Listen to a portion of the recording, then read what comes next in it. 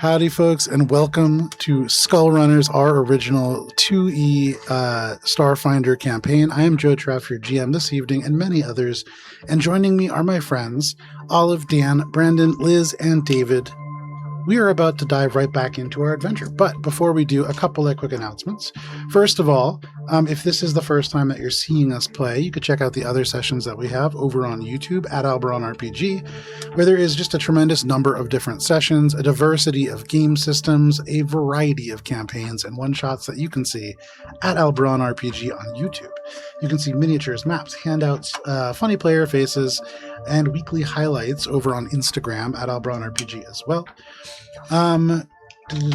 We have Sirenscape Monument Studios and our very own Matt to thank for music and the sound that you hear around you. And that is all the announcements that I have for this week. And so it is time for this week's session of Skullrunners.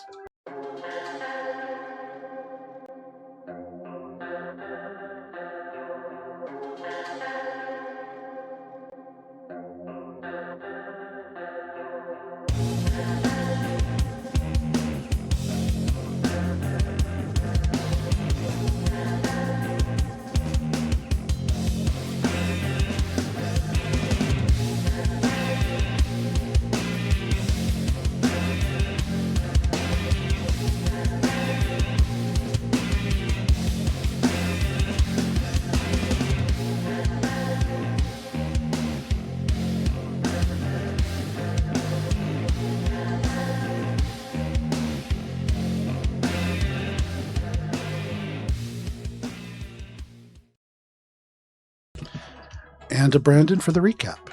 Last time on Skullrunners, the Pale Lady. The Skullrunners had accepted a job from Celia Cloudkill to find evidence of industrial negligence that caused an explosion and multiple deaths in Pump Array 62C. They knew that Merrick Union would have the information they needed to prove it, and that he was hiding from the people who had caused the accident in the ruins of Pump Array 62C.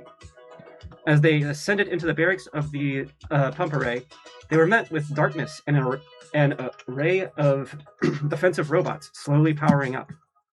Guessing that Merrick was behind the defenses, Sagan and Theo called out to him, telling him that they were here to protect him.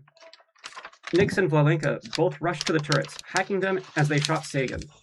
Merrick, caught in a torch beam from Nix, turned to run, yelling, "Be quiet, she'll hear you."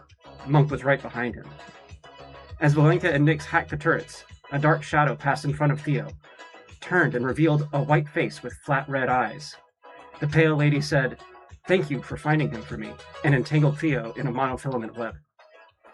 The Skullrunners scrambled to fight the Pale Lady off. Nix and Vlalenka turned the turrets on her, blasting her with shards of ice. Theo freed himself before firing on her himself. Sagan turned the shadows against the Pale Lady, ripping at her armor and limbs. The Pale Lady chased after Monk and Merrick, cutting through steel with her webs and tearing down the ruins around her.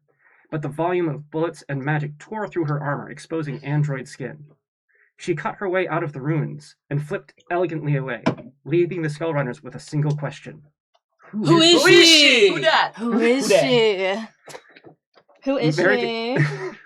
Merrick explained that he had been hiding from the Pale Lady, named Ozani Ao'ailani, for weeks. Nix realized that she was part of her repressed past and hoped to meet the bounty hunter again. It's a love-hate relationship. Monk interviewed Merrick about the disaster, taking the nom de plume Mr. S. Merrick, still fearing for his life, tentatively gave an anonymous testimony that Fertidine knew that the pump would fail and did nothing to stop it. The only proof was video evidence stored on a drone lost in a massive recycling center. The only way to find the drone was to get the shipping manifests stored in the Environmental Control Authority office, the local law enforcement. Monk swore that he would uncover the truth about the disaster and get justice, no matter who it hurt. Now the Skullrunners are planning to infiltrate the ECA office and deciding how to keep Merrick and Celia safe. You all stand. Great job, by the way. Nice. You all stand within this space. You can see the hallway kind of bending out and away from you, going down and then around a corner and down again. You all can kind of hear in the distance, in the direction that you came from, a low groan of steel twisting past its capacity and a distant thud, and then another, even closer. Just this before suddenly, at the very end of the U-shaped hall, outside the door of room 9, where all of you currently occupy, you can see a massive beam of the walkway crash straight through the wall, shattering it. It appears that the damage caused by the fight with Ozani Ao'ailani came just a little bit more damage than you initially thought. Skullrunners, this building has become partially unstable. Already, it was in bad shape from the accident that occurred months ago, but you can feel now the buckling and shaking of floors and walls. This building is collapsing. You can see the steel has pierced in the distance, this wall, and then suddenly these massive beams that must each weigh at least several hundred pounds just snake out of the wall as if just disappearing. And in the distance, you can hear a loud crash as it collapses into the street below. What are you all doing? Merrick, you got a fast way out of here? You could see this old man, like kind of caked in filth from his time in this space, looks around and just with a shaking finger points at the now missing door and says, "There was an elevator that way!" And he begins to kind of move in that direction before stopping in the hall, unsure of where to go. Suddenly, the rest of that wall just falls and crumbles away. And you can see now this building missing almost half of its substance in front of you. You can see the street below. Wind begins to rush by, and in it you can hear the sound of sirens. There are people running away in the streets, forming a ring of onlookers, maybe a block away. You can see just people, little lights from phones and communicators out. What are you all doing to reach safety? Bearing in mind you now have this old man maybe 10 feet in front of you looking down both directions in the hallway. Cartwheels. Nick's begin to do cartwheels in a circle around him. You can see panic on his face. He I'll looks meet just you. going, what are you doing? Distance to personnel and onlookers? Probably several hundred feet because you are up here on the 8th floor. Okay. Currently, there is a tremendous fall ahead of you should the building begin to collapse. And it is. You can feel it buckling and moving. All right, I'm gonna grab Merrick. Okay. Willfully or not. She pulls up her scarf over her nose. She pulls down her hood, and she just whooshed out the door or out Okay. the hole in the wall. You rush over here, kind of pushing Merrick out towards this door. He goes with you for what it's worth. He's older, and so just a little bit slower than you. Are the rest of you following? Is there, does it seem like she immediately falls as she steps out the door? I didn't realize we were high. While he steps out now, there is no hole in the building. Half of the building has just fallen away. Right.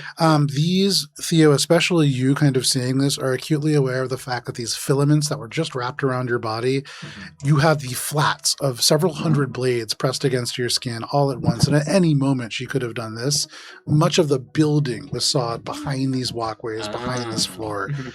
This is a tremendous amount of damage. That's not good. And we also messed up the... So the Wait, building how is high off the ground am I? we're Vlali, like 8 stories up. when you Yeah. get to the edge of this kind of crumbling walkway, the turrets are all gone. That long column is gone. There is no ceiling. The floor above you is gone. Below you, you can actually see remnants of the machinery that you have passed on your way up. You can see part of the elevator shaft kind of torn away by the twisted metal. You are roughly 120 feet up in the air. Okay. And our climbing kits are only 50 feet, right? I am going to Go for it. I'm going to look around and try to, with mechanic engineering knowledge, find a support or beam or anything that I think is pretty solid and won't fall over. Okay, make a crafting check. Can I cast guidance by shining a You flashlight? absolutely can. Almost lost in the kind of bright lights that spill in from the space around. There are communicator lights on here. There are kind of flashes in the air. Oh, yes, hero points. Let me give these out. All those Distribute those. I know, yeah. It's That's not the great, bank but is I'm getting gonna robbed stick over with here. that. Okay. There's a grappling hook in climbing There is. kits. Yep. It was an 18. I think that's it. As you look around in this No. space, maybe 30 feet away, most of the floor has fallen away, but little bits of it cling to a large kind of reinforced structure that probably supported the floor before it had crumbled gone. This now goes up all the way to the roof, all the way down to maybe the 5th floor where there's a little bit more ground. Okay. I point it out and I go, can we get someone there? Can we get a rope from us to that? To kind of visualize this a little more, the building has been sawed in half, right? Pretty much. The pillar that he's talking about, is it like where is it in relation to us? It is probably like 30 feet diagonal off of this kind of crumbling part of the platform. It had held up the floor. It itself was not cut in half, at least as far as Sagan can tell. And it seems that just the floor has kind of fallen away weaker than that support structure. Okay. Can always buy another climbing kit. Yeah, if we need it, like so you said it's about 30 feet away from us? Like, Yes. is it just open space to that point? Yeah, just open space, maybe. Drone Yes. attached to the drone. Theo's gonna do a little sailor's knot so that I forgot the name of the knot where like it's a loop and you just pull it and it tightens. It's a hitch knot, but I don't remember what kind. Yeah. Yeah. Theo's gonna make a little hitch knot real quick, take it over, put it on fix, and tell you to have him just fly over. And then, does he have like little mandibles or something, or like little? Does he have little robot hands or something? He does, yes. He has the ability to manipulate objects. Great. Use a robot hand and like pull the knot so that it's taut, so that we Like have a rope. trombone, yeah. Yeah. Yeah. So Theo will. Do that. So you put do a that. little tie on Fix, just kind of using this cable to kind of place them around his neck. You can see one of the little robotic dog arms goes up, and it has almost like a little pincer on the end that can just kind of hold this. What is the instruction for this drone? It's going to go over because you said it's a pillar, right? Yeah. Yeah. Is there anything, any rebar sticking out? Oh, or- for sure. Yeah, just all over the place. Yeah, because you just need the rope attached to that Yeah. pillar, right? That's what we're doing. We're taking the rope over there and then putting a little hitch knot on whatever piece of rebar or something we can find, and then tying Easy it. enough to do. You send this drone out after throwing this little loop over it. It through this place, and there's bits of rock and masonry falling all around you. You can hear the steel shifting below. This drone just easy enough for it to just zip around and secure itself to this space. How much line do you have attached to this? Theo's not like thinking, it's enough time to like chop up this rope in a certain way. So he's got all 50 feet of it. He'll just call out to you. Do you want it taut or slack on it? Give us as much slack as you can. All right. So wherever So- we're anchored, and then 50 feet of line over to this pillar. So Okay. you've got 50 feet of a slacked rope. Gotcha. Okay. So you have this rope kind of coiled up. The drone now across has secured this. They can slip out of this at any time. Mhm. You can feel the floor begin to shake, and you can hear the sound of this metal begin to groan. If you want to use this rope, now is probably the time. I grab on and I tell everyone, let's get on now. We don't have time. Okay. So you hold on to the rope. Anybody else? Yeah, Yeah. everybody, right? Yeah. Let's Okay. do it. Everybody grabs onto the rope. Volley with you. Merrick just kind of holds on.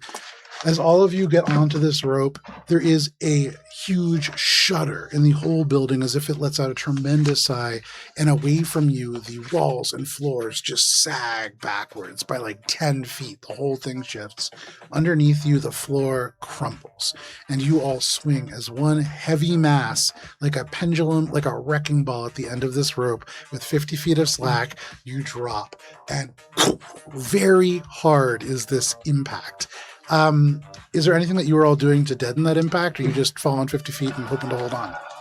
Wait, so we're falling 50 feet onto like the floors below us? No, you're falling 50 feet holding onto the rope. At the end of 50 feet, the rope is going to pull taut. Hopefully you guys are going to We're hold here. on, and then you're going to It's swing here. hard into a wall. Yeah. We're Yeah, coming but out this way. Yeah, but we're still gonna be some floors off the ground, right? You'll We be got dangling to a little bit negotiate up, the yeah. obstacle 40 as the feet. seconds happen. Okay. Like we're not going to figure out the puzzle in one round. Okay. I cast shield on myself. Okay. I'm just going to take whatever yank and just hope that my weak little arms can hang on.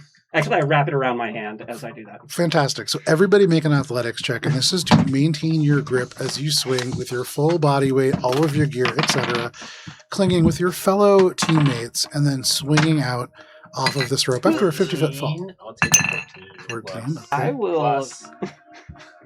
I will spend my hero point. Okay. This. I don't think I want to have 21. Yeah, with Oh, 90 oh, feet below, you probably don't want to just chance it. 21 total for Monk, okay? 25. This is 25. great. How does 16 feel? 16 doesn't feel great.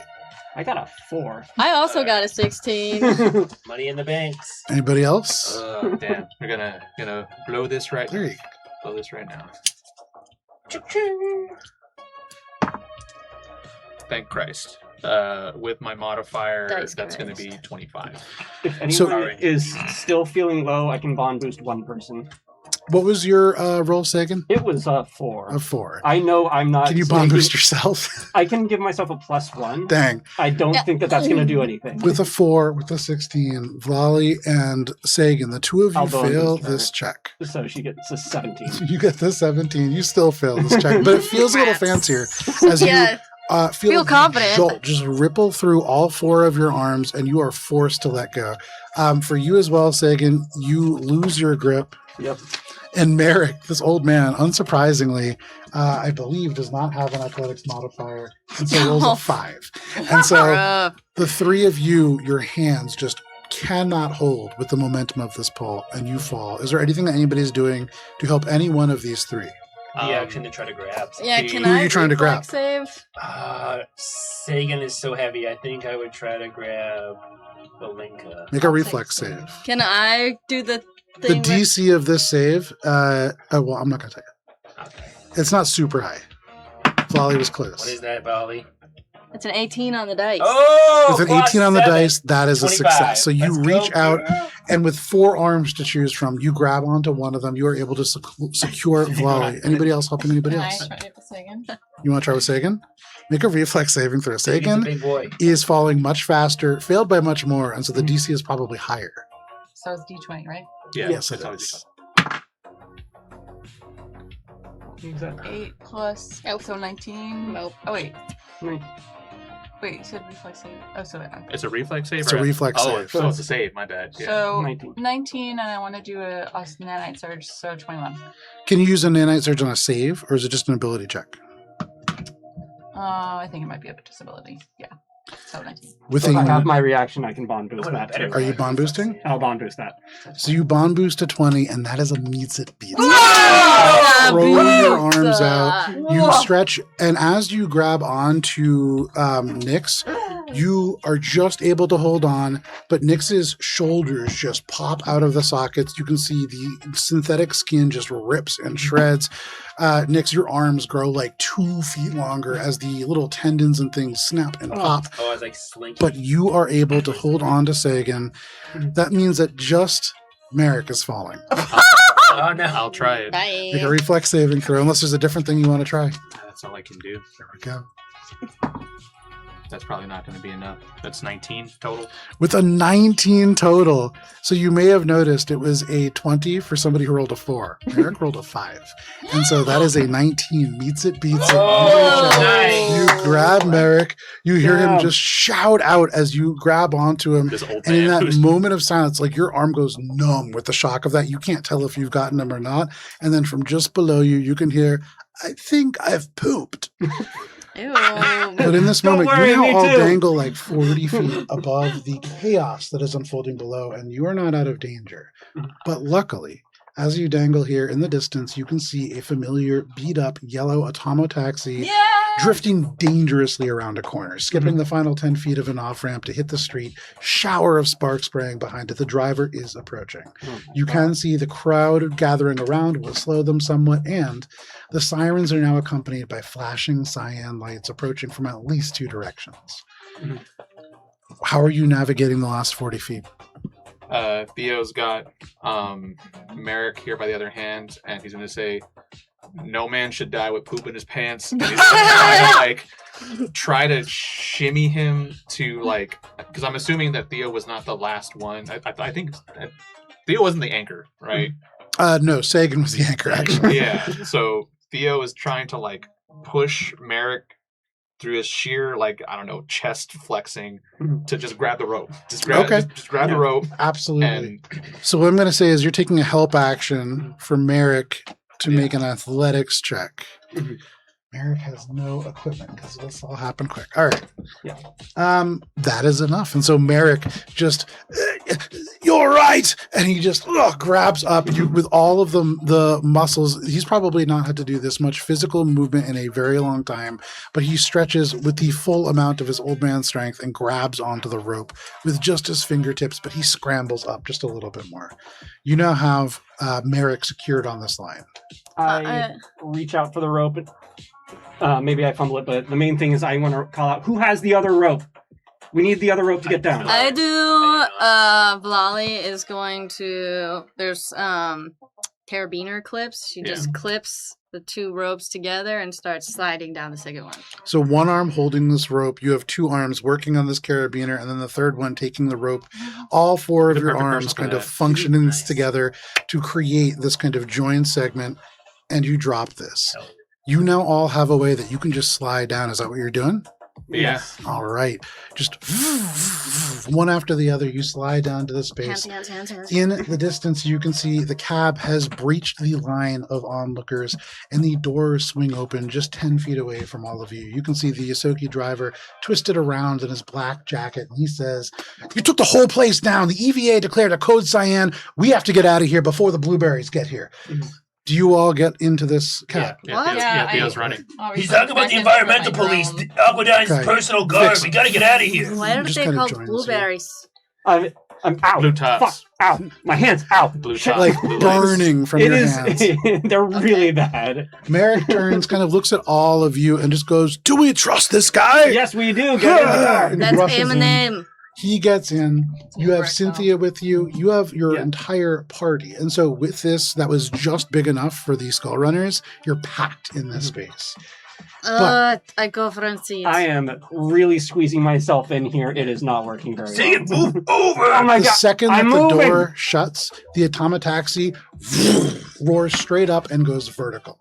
And you are all pressed back into your seats. The extra passengers and your party hurled into a ball at the back as the taxi goes vertical up and up and up and up and up.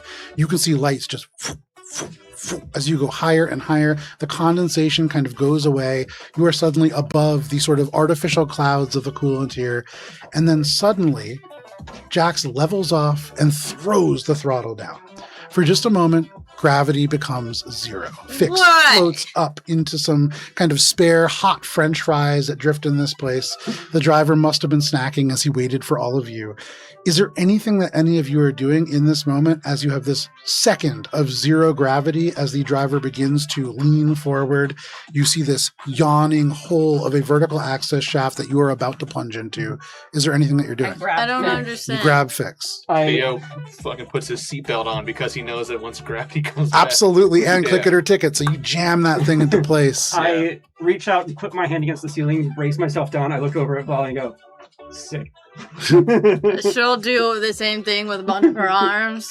One arm presses Merrick back into the seat. The other two kind of balancing out. The last one just high five Sagan. What about you, Monk? Monk is just going to get in the fetal position. Okay. And That sounds like a terrible idea to be when you're in a car crash. No. The driver leans forwards, and you see the dark, yawning hole of the vertical access shaft just swallow the car. Gravity returns with a vengeance as the driver pushes the vehicle into a straight dive. You are all now slammed into a ball into the back of the vehicle, except for Theo, who buckled his seatbelt. Theo looks right at the camera. Especially Monk, who is in the fetal position, a perfect ballistic obstacle. Theo looks right at the camera and says, "Click it or ticket, kids." But you are just slammed into a giant ball in the back of the vehicle. The ambient light around you is swallowed, and all of you can just see ahead the rapid twists and turns of a pipe just barely big enough to fit this vehicle, lit only by the weak headlights of this Atomataxi. Through gritted teeth, the driver says, "We gotta lay low, but I know a place." He is focused intensely, and he dives deep and deep and deep, and you traverse into this space. After like 5 minutes of this, he slows the vehicle, the pace slows, and he kind of relaxes a little bit. But he looks back behind this thing at all of you, still kind of like unballing yourself from this mass Seethe. And he says, "What happened?" No, hold on. I think I'm gonna hurl in my mouth, and not like someone did something disgusting like a fashion faux pas, but like more like a, oh my god, my stomach hurts. Hurriedly, Cynthia pulls out like a water bottle and unscrews it. Quick He's question. gonna drink I it. thought it was Celia. Is it Cynthia or Sorry, Cynthia. We have so many. We have so many of those. Celia. Celia is a Celia. character from Yeah, our it is last Celia. campaign. He's gonna No, but drink, it's always been he's Celia. gonna drink No, some of Celia. it, and then he's gonna spit it out and go, this isn't alcohol! Fair Do enough. not waste water like that. I am still like cramped up. I go, sorry about this, driver. We were attacked. We did not mean to bring down an entire fucking pump station on our fucking heads. The pale lady game. It is Celia. So you say that the driver kind of nods and just goes, "The pale lady? Oh yeah. The bounty hunter? Yes. You're so scary. Okay, we definitely need to lay low. We need to go to a place where nobody knows who you guys are. If you can do something to disguise your faces, that would probably not be the worst thing." I look at my friend Nyx, who saved my life, who is extremely recognizable, and has her parts like half ripped Yes, apart exactly. from saving me. And I go, we'll work on it. He says, "Where are we going? What's the next part of Wherever the you are plan?" gonna take mom's us, so house? safe. I have a safe place to go for now, but ultimately, where are we going? Oh. Get to the safe house for now, and we'll fill you in on where we're going afterward. Not quite a safe house, but it's safe. He Um, begins works to for me. drive. Celia, can we go to your place? Celia shakes her head. First of all, like completely frazzled. Unlike all of you, Celia is not an adventurer. Neither is Merrick. So the two of them look distinctly more distressed than either of you. I imagine I spit Wide-eyed. right in her face too. Probably, yeah. Wide-eyed. You can see like still just debris coating their entire bodies, especially for the engineer. His hair just almost like Doc Brown, straight up. Nice. That green kind of hair gel stuck almost out at like points. But she would say, "My place? Won't they be looking for me there?" Probably not a good idea. Again, safe area where we're probably not known. Driver, if you can get us there. We'll probably have to stay on the move for a little bit. Yeah. So you drive. And you drive and eventually emerge out into the lower neon depths, a place that is pretty familiar to all of you, though maybe you haven't been in this particular place. But you loop back towards more familiar territory. Some of you who have very keen eyes may have seen some of these streets from the larger highway that you had driven past. And you make your way through tighter streets than you're accustomed to. Just a single lane of traffic. Yeah, And this is lower neon depths below Aquadine. correct. Still in the Aquadine part of Seethe. There is almost never a case, unless you're in the Undercrawl or the Rust Ocean, that you'll pass from one section to another without it being a big deal. Really? Yeah, they're Okay. pretty tightly, and depending on the place, especially places like Volterra, they really tightly regulate. Unless who we, comes in we and out. find something. Yeah, exactly. Just to note, Blolly is going to be meticulously keeping a mental map of Okay. where the driver takes us. Absolutely. Especially as a smuggler, this is something that you almost find yourself kind of doing out of habit anyways. And so you're the person that really notices, oh, I've seen these streets before. Okay. There's just a single lane of traffic here going in either direction. In some places, narrow sidewalks, narrow streets, towering buildings that rise 100 feet up to where the level steel ceiling rests. There are people that are making their way here to and from their daily events in the coolant rain that falls hard across this level in glowing rivulets that run down sewers and into drains. In the distance, you can see there is a silvery glow that illuminates a billboard in the distance. Amidst the murk and the rain, it's a beacon, and your taxi is bound for it. Maybe 5 minutes later, you can see in the distance the neon lights that proclaim the Dead Pixel Drive-In. This place seems to run 24/7. You can see projected from behind this drive-in theater a field of just a bizarre amalgamation of vehicles that sits in front of a screen playing a monster flick with multi-tentacled monsters currently fighting a giant bat above an old-fashioned Vesk village. Let me change the music just a little bit. I was gonna say it started becoming like very action intensive. Like new metal. We So had, while we this had like is a going noir on, scene going on. I'm gonna have Fix attached to me, and then you hear as my arms are getting fixed. I would have, like, I'm kind of curled up, and I was like, oh, I was going to try to help for that. Yeah, Eh. you need little nimble hands. I don't think that I can. Hold on. Can I? Nope. No, can't move. I think Blolly More just sport. like stretches out because she's by herself. Oh, God, in the front Blolly, No, Blolly. I feel like she's by herself in the front seat because she doesn't like touching people. So you all still kind of driving in this space. The driver kind of like maneuvering you all through this field of vehicles. There is just old-fashioned kind of like camper vans that look like they probably were towed but have been here for many years. You can see a school bus sort of vehicle that has been laid sideways with a whole bunch of people sitting looking out the windows, almost like theater sitting in a very narrow path. There are two sort of metal buildings off and to the right, one labeled hot food, one labeled not food, which seems to be markedly less popular. But the driver maneuvers you into one of the very few open spaces that remains. You can see there's a good bit of cover here. Off to one side of this sort of taxi that you all occupy, there is a sort of towed trailer bed upon which a massive Trox is currently grilling something that smells pretty good. They're chitness plates are under all these kind of brown suspenders. They're wearing rain boots in this place. But they have skewers of something on this utility vehicle. And then off to the left, there's a big van that looks like it was once painted teal, but is now scraped almost entirely away to a rusted factory steel. You can see like just a group of like young adult teenagers just hanging out and watching this movie. But the driver just kind of throws the van into park. And he says, I don't think any of you have been here before, but this place is pretty well known for being a good place to hide. Authorities don't come sniffing around here because of where it lays, and there's just always something going on, which is pretty good cover. So if we have to plan and lie low, we can do it here for a couple of hours, maybe a day at most. You shouldn't be here a day.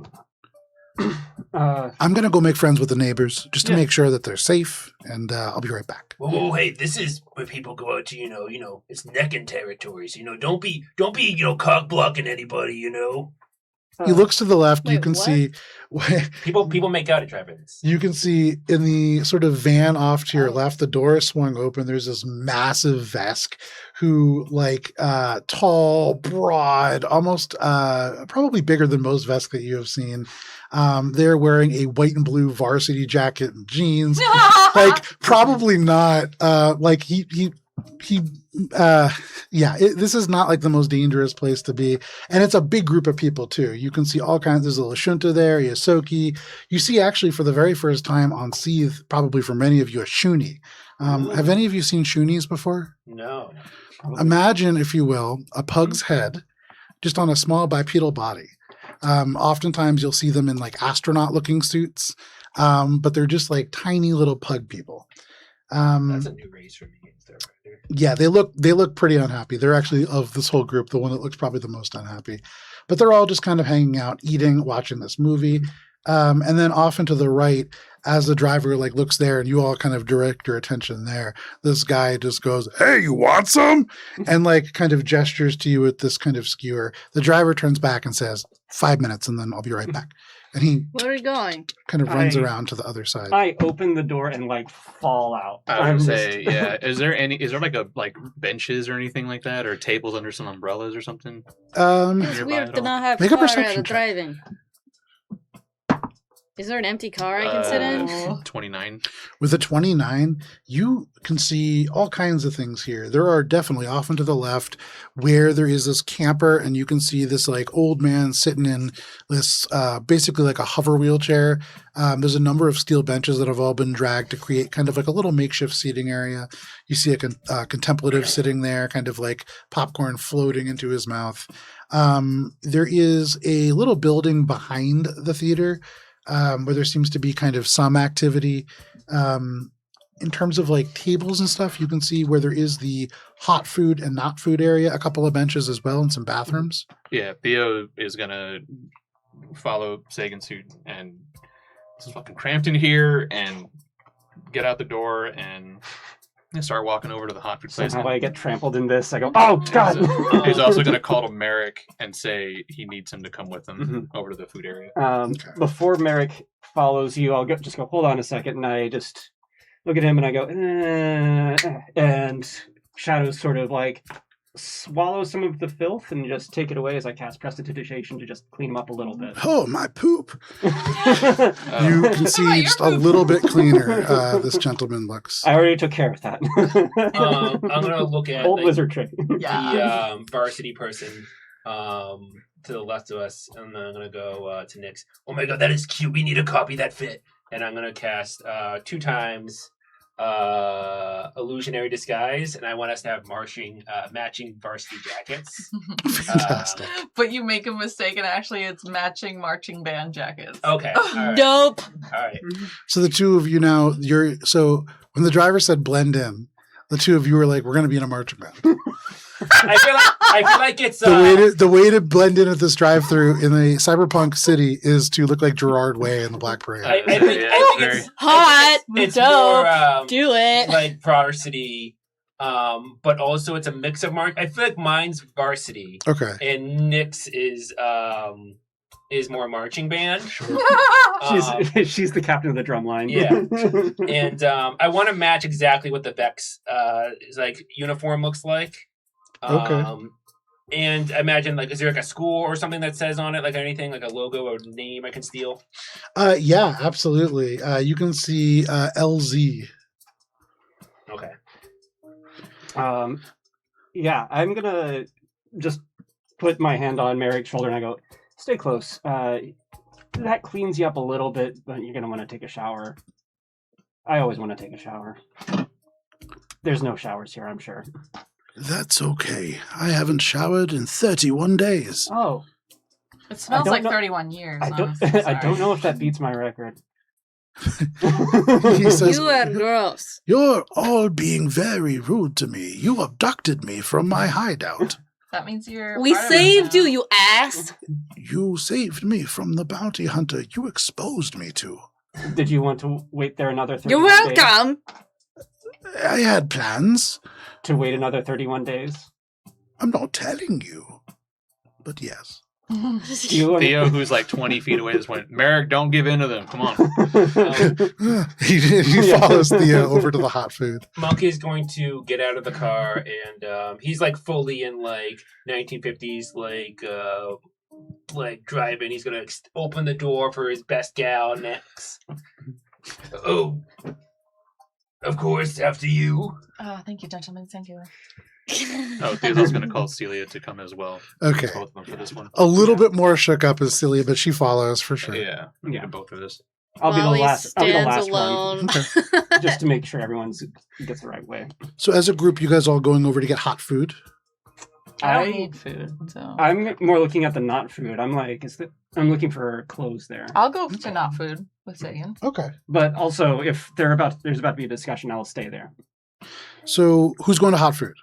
Theo grabbed Merrick and Celia and specifically said, come with me to hot food. Okay. All right, so you we're guys- all go to going the to hot bench. food. then. You guys head You over. don't have to go. I'm I gonna don't do have it. to go. Yeah, you They're don't have to right go. next. They're literally I wanna go not 15 food. feet away. Yeah. The only thing separating No, these two I'm going to stalls not food. is a I- pair of bathrooms and some seats. Yeah.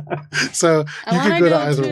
to hot food and see if there's if it's has a TV in the back or a radio that's playing sports Ah. games. For those of you who go to hot food, Yeah. the little metal stall closest to the screen on the right-hand side, there is a Lashunta who is working there, and there's a little bit of a line. You do have to wait, but you can see even as you wait, there is things like popcorn. There are what are clearly microwaved hamburgers and things of that nature. They look like, good high school cafeteria quality food. It's not. Sure. There are worse things that you can Not get. plastic nacho cheese. Exactly. Though you do see for just one extra credit, you can get plastic nacho cheese in a squeeze bottle. Dang. There are basically everything that you would imagine in a movie theater sort of concession stand. Sure. those of you who go over to Not Food, there is no line. You can see there is a human who is sitting there, super long black hair, really poor skin. You can see both of his ears are gauged to the point that the ears actually are hang lower than like any visible facial features than just his mouth. He is not wearing like a uniform or anything, just like these denim coveralls over what looks like a black t-shirt. He just kind of gazes straight ahead as you approach. Is this the ticket taker? This is Not Food. Oh. What's there? Are there clothes? There's nothing. There's nothing. It looks like somebody emptied out like a gas station convenience store and left not even price tags. There's no labels. Theo, with that perception check, in the very back of that space, it's a very small, like maybe 10 foot by 15 foot metal stall. But in the very back right, there is a discolored floor panel, and you can see raised around the edges, almost certainly like a secret hatch, with no visible stock, but this person clearly attending it. This seems like maybe a place for more illicit goods. Theo unwittingly, as the other group is going there, he's like, good idea to stock up. Doesn't elaborate at all, but as the group kind of splits as you all go to Not Food. So for those of you in the hot food line, this very friendly looking, kind of young Lashunta would greet all of you and just say, welcome to the Dead Pixel Drive-In. What can I get you? You said this is like a lot of like theater food? Yeah. All right. Give me I don't know, that hot dog looking thing with is it that relish looking stuff? Throw some of that on there. Yeah, I mean, a lot of people call it hot dog and relish, but we can get one of those for you. He goes over and he says, do you want it in small, medium, large, or disgusting? There's a right answer. What's disgusting? Do you have an example of Great question. He runs over to this curtain and you can see, so there's like the small, the medium, and what looks like half of a hot dog sticking out. He takes it and goes, whew, and runs. And he runs like probably 10 feet, mostly for theatrical effect, and probably 6 feet long is this hot dog. Oh, that's disgusting. No, that's why we call it disgusting. Swallow that. Never mind. I want to swallow that. That is pretty disgusting. That's why I said I know men. I'll just take a large, and then he's going to look at Merrick and see that you two get something to eat now. And then he's going to look at Merrick, or just tell me what you want, and if you need to go to the restroom right now, and you can see his eyes wide. And you remember you had seen in the kind of mountain of junk, these like meals ready to eat. Yeah. His mouth is watering and he says, disgusting, please. He's going to look, Theo looks back at the machine and says, they're both on my tab. So he nods. And in total, that's 15 credits, 13 of which are for that disgusting hot dog. That's okay. It's expensive. Damn, that is expensive. He takes this thing, he puts it on. So it's like a cardboard, like a very extended version of like a cardboard hot dog holder. But then that goes on this like little plastic bag that has almost like a purse carrying case. Very unwieldy is this thing. But you have it. Theo's, now they got their orders in, right? Or I don't know if Merrick needs to go use the restroom. Theo just needs to find a bench or some kind of sitting area where he can talk to these two real quick. Absolutely. Merrick cannot go to the bathroom alone. We've got the pale lady looking for him. I'm assuming these are porta potties. I'm assuming these are porta potties. Yeah, these right? are. Mm-hmm. Oh. I'm gonna be honest. If Ozani is in there, props to her. He turns with the Amazing door open, one leg in, and he goes, if she's in here, she's dead. And he just shuts it behind him. Cut to the next one over, and she's up. Yeah, she's like Spider-Man across. When's he coming in? You see this dark shape just straight up. But he goes to the bathroom. It's not terribly interesting, but it happens. And if you want, you can all kind of make your way across the field of vehicles to where there is some like seating areas. There are like little tables. You could tell that there was umbrellas at one point that they had been taken or stolen or broken long ago. Oh, so there's no cover from the rain. No, so they're kind of like sitting in the rain. Oh. You can very easily like pull one of these tables under part of the camper van that they're next to. Yeah. You can like find cover pretty easily. Yeah. Theo just needs to talk to these two newbies real quick. Sure. So So yeah. all of you assemble around what is essentially like an aluminum picnic table that is still a little wet from the coolant rain, but Theo kind of pulls it over. I would say Celia goes over and helps you, and the two of you pick this thing up and just shift it like 6 feet over under a canopy. Monk, how deep do you get this in your throat? I think I'm with the non-food people, right? Aren't we all back together? So who's still at not food? Oh, never Oh, mind. I was. So for Yeah. the three of you, you stand just right on the other side of this counter, and this guy stands staring straight through you. Mhm. You can see he seems to be chewing on something, but when he opens his mouth, time kind of slows down. There's nothing in there. Mhm. It's like he's chewing cud, but the cud is air. I'm like, I get up to the counter and I freeze and I go, like you said something about stocking up, and I get the idea that maybe this is something illicit because there's nothing on the shelves. They're not even really trying to pretend. And I'm just go, Polly, how do you smuggle things? How do you talk to smugglers? How to smuggle? Please send tutorial. So you try to use Google with Volley. Yeah. Okay, she'll answer something smart about smuggling that Olive doesn't know. So what Ask to Volley see the tells you inventory. Ask to see the inventory behind. Ask for their special inventory or something. is that typically there is some kind of a passcode. There is some way to kind of symbolize that you know that this person is engaging in some kind of illicit activity. Or, Volley, can you give me a smuggling lore check? Yes, I can. Are there any cameras around? Natural perception one! And then your mind goes blank. You can't remember anything about how to be a smuggler in this moment. I haven't done it days. The disgusting thing comes up. Tell him he's disgusting. Yeah. What was that check? 31. A 31. As you look around for cameras, there are none. And that's conspicuous in a place like this, in a time like this. And so the driver has picked this place for a very particular reason. This is the kind of place that people like Chrome Dream know about, the sort of place that's sort of designed for people to lay low in. Is there like other people in the store, or is there like a crowd, or like other people shoppers? Yeah, there's a handful of people in that store. No, not a single person at that Okay. counter. It is just you, this guy staring through you. Like 2 or 3 people revolve through the hot food stand 20 feet away. You see the big vest. You actually see the vest has left the van. His kind of letter jacket is now over a. Give me 1 second. I have a lot of tabs open here. Oh, okay. His letter jacket is now over a human female. You can see, or sorry, Lashunta female. Long hair. You can see warm skin, purple jacket, kind of also under this larger Letterman jacket, simple black dress. They order food and kind of sneak off, getting closer to the screen, perhaps. Why would you ever go closer to the screen? It hurts your eyes. So, Idiots. so I'm going to I look around, and if no one's going to say anything, I want to purchase some cigarettes. okay, yeah, go for it. Monk's just gonna go Illicit activity or illicit See. goods. You know. up.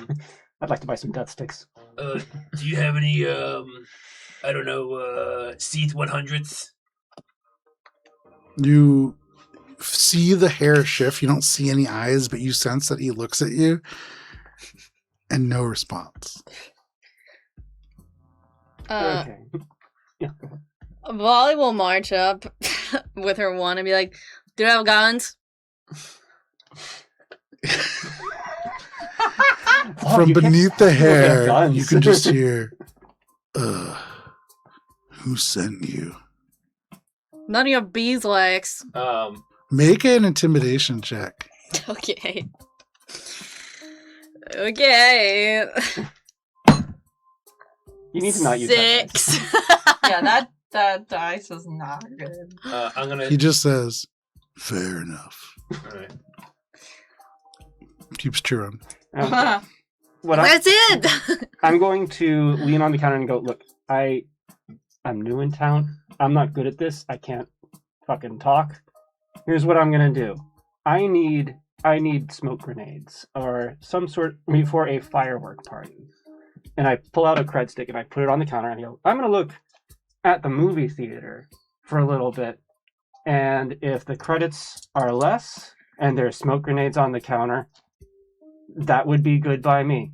And so I go and I look at the counter. And I sweat. Make a diplomacy check and take a +6 conditional modifier. I am sweating. Woo! What is my diplomacy? That is 9. That's a 15. And then add 6 to that. So yeah, 15 total. Oh, okay. Yep. Oh my god. Can I add guidance by being like, look, I just want a cigarette to make us seem more natural? Sure. Yeah. Absolutely. How I much feel is like that? Most cops That's just +1, right? Yeah, that's plus Okay. 1. 16 total. 16 total. I just want to I'm doing so well at talking. Can I, Yeah, do, yeah. can I do some cartwheels and draws? It's just So next, In the what would marching bit. what would the Wally just intent hops for over this the to be? counter. just Oh, you're want to throw them Oh, off. you're gonna. Okay. Hey. You just hop over the counter? Yep. Theo and the NPCs are over here. Y'all do your own thing. Yes, you could I do some turn around. cartwheels. Nick starts cartwheeling. You jump over the You counter. can see he was about to reach for your cred stick, then you jump over the counter and he goes, "Oh no, don't." Her feet don't touch the ground yet. Okay. Don't what? Whatever you're gonna do. I asked you if you had guns, you didn't answer straight. I want to find the guns because looks like this is where the guns are sold. Oh I- no. I reach over, I grab, with my long arms. Her feet touch the ground. I grab Make a Lolly's. fortitude saving throw. Okay. Don't use that dice! That's all right. This is the only one I have. She got the bad rolls out. It's gonna be a good one. Oh, it is a good one, actually. 26. The 26, that is a success. Give me 1 second. What were you going to do? Say God. again? I was going to reach over and, pull her back Yeah, by around. the collar and just... Not I would also forcefully, like to just do in her It's a lot of arm in her dice. face. Yeah, it is. That sounded like a lot of dice being rolled right now. I am not good at 21. charisma. 24. You take 24 points of electric damage, halved to 12, as you are able to just jolt away as the electricity begins to Why the course fuck through is you. this You electrified? see this human form suddenly shift, and for just a moment, this large pink sort of slime stands there. Still, the gauges in this slime, still sort of this dirty t-shirt and these kind of coveralls on this slime as the electricity just jolts through. But then as soon as the electricity dies down, the smoke from the burning sort of lolly emanating up through the air, it is just the image of this human again. Monk is just going to go, whoa, sorry. My friend gets a little antsy when they don't have their nicotine. Look, I just need a cigarette. That's all I'm looking for. I'm looking for guns! Okay, chill. She gets a little, gun crazy when she needs her nicotine fix. And since we're at the bench, Yeah, you am I aware of any of this at all? certainly when the electricity goes off. Theo will, over the mind link, say, tell him you're not looking for heat, you're just looking for regular items right now. I'm just looking for heat, not regular items right now. Oh, Slowly, At this slowly, point, this person's arm raises and they point. And if you follow the hand 15 feet away, 50. there is a stand that says hot food. Oh, yes, I've been in the wrong place this whole time. he doesn't trust y'all, man. At this He point, thinks trying to rob him too. At this point, I look That's back at the exactly what I'm guy. trying to do. I reach out and I take my cred stick and I go, maybe we'll talk later. You can see he just slightly nods. The most interaction. I- Sagan, you've definitely formed the best relationship with this individual. It's not a great relationship. the slightest amount of consideration. I turn and I go, Lolly, let's just let's go this way. Maybe there's We'll someone go We're going outside this way. who we can ask for a cigarette out there. We're going this way. I'll I'm go. kind of Oh, ushering okay. everyone out. Let's Can go I this do way. a Okay. perception We're going- check for anything that's behind the counter? You can do a perception check, yeah. I imagine it's probably empty, but a natural 20 will Oh. tell me something. With a natural 20, it tells you a fair amount. You can Okay. see that there are times where these shelves aren't empty. Okay. For just a moment, Volley, whatever block you had about being a smuggler goes away. Nice. And you can see that these shelves are used to hold things. They're clean. Much of this place is like rusted. There is this coolant constantly coming down, but the store, despite being empty, in relatively good shape. And that tells you that this is not a place that has standard stock. There is probably like a similar to the Great Chili or the Great Pipe Fire Cook-Off. This is probably like a flea market or something that shows up here. Okay. And at that point, this place is a place where you could probably get all kinds of weapons had you, not ruined the relationship with the proprietor. Okay. The other thing that you're recognizing is the entire floor is electrified very intensely from some kind of a power source that powers more than just everything in this building, powers pretty much everything in the drive-through. And so that to deactivate, you would need to kill power to the entire drive-through. Mhm. The final thing that you note about all of this is in the distance, almost imperceptible, you hear this ringing. It is like an incredibly loud sound being channeled away from you. You barely hear it. And you feel like suddenly, Vlali, there are fewer people in the drive-thru than you remember. Kind of look around. You can see the tops of all these roofs, but in the darkness, it's hard to see how many of these vehicles are occupied. You kind of look out at the screen that flickers as right now a tentacle grasps this beautiful woman up on the side of a giant skyscraper. Something's going on. With a natural 20, you recognize there is more than just smugglers and movie watchers in this place. But because it is 7:30 and narratively a great place to take a break, we are going to step aside for just one moment. And while we do, I'll bring out a little visual perspective. Thank you for joining us. We will be back in just a minute.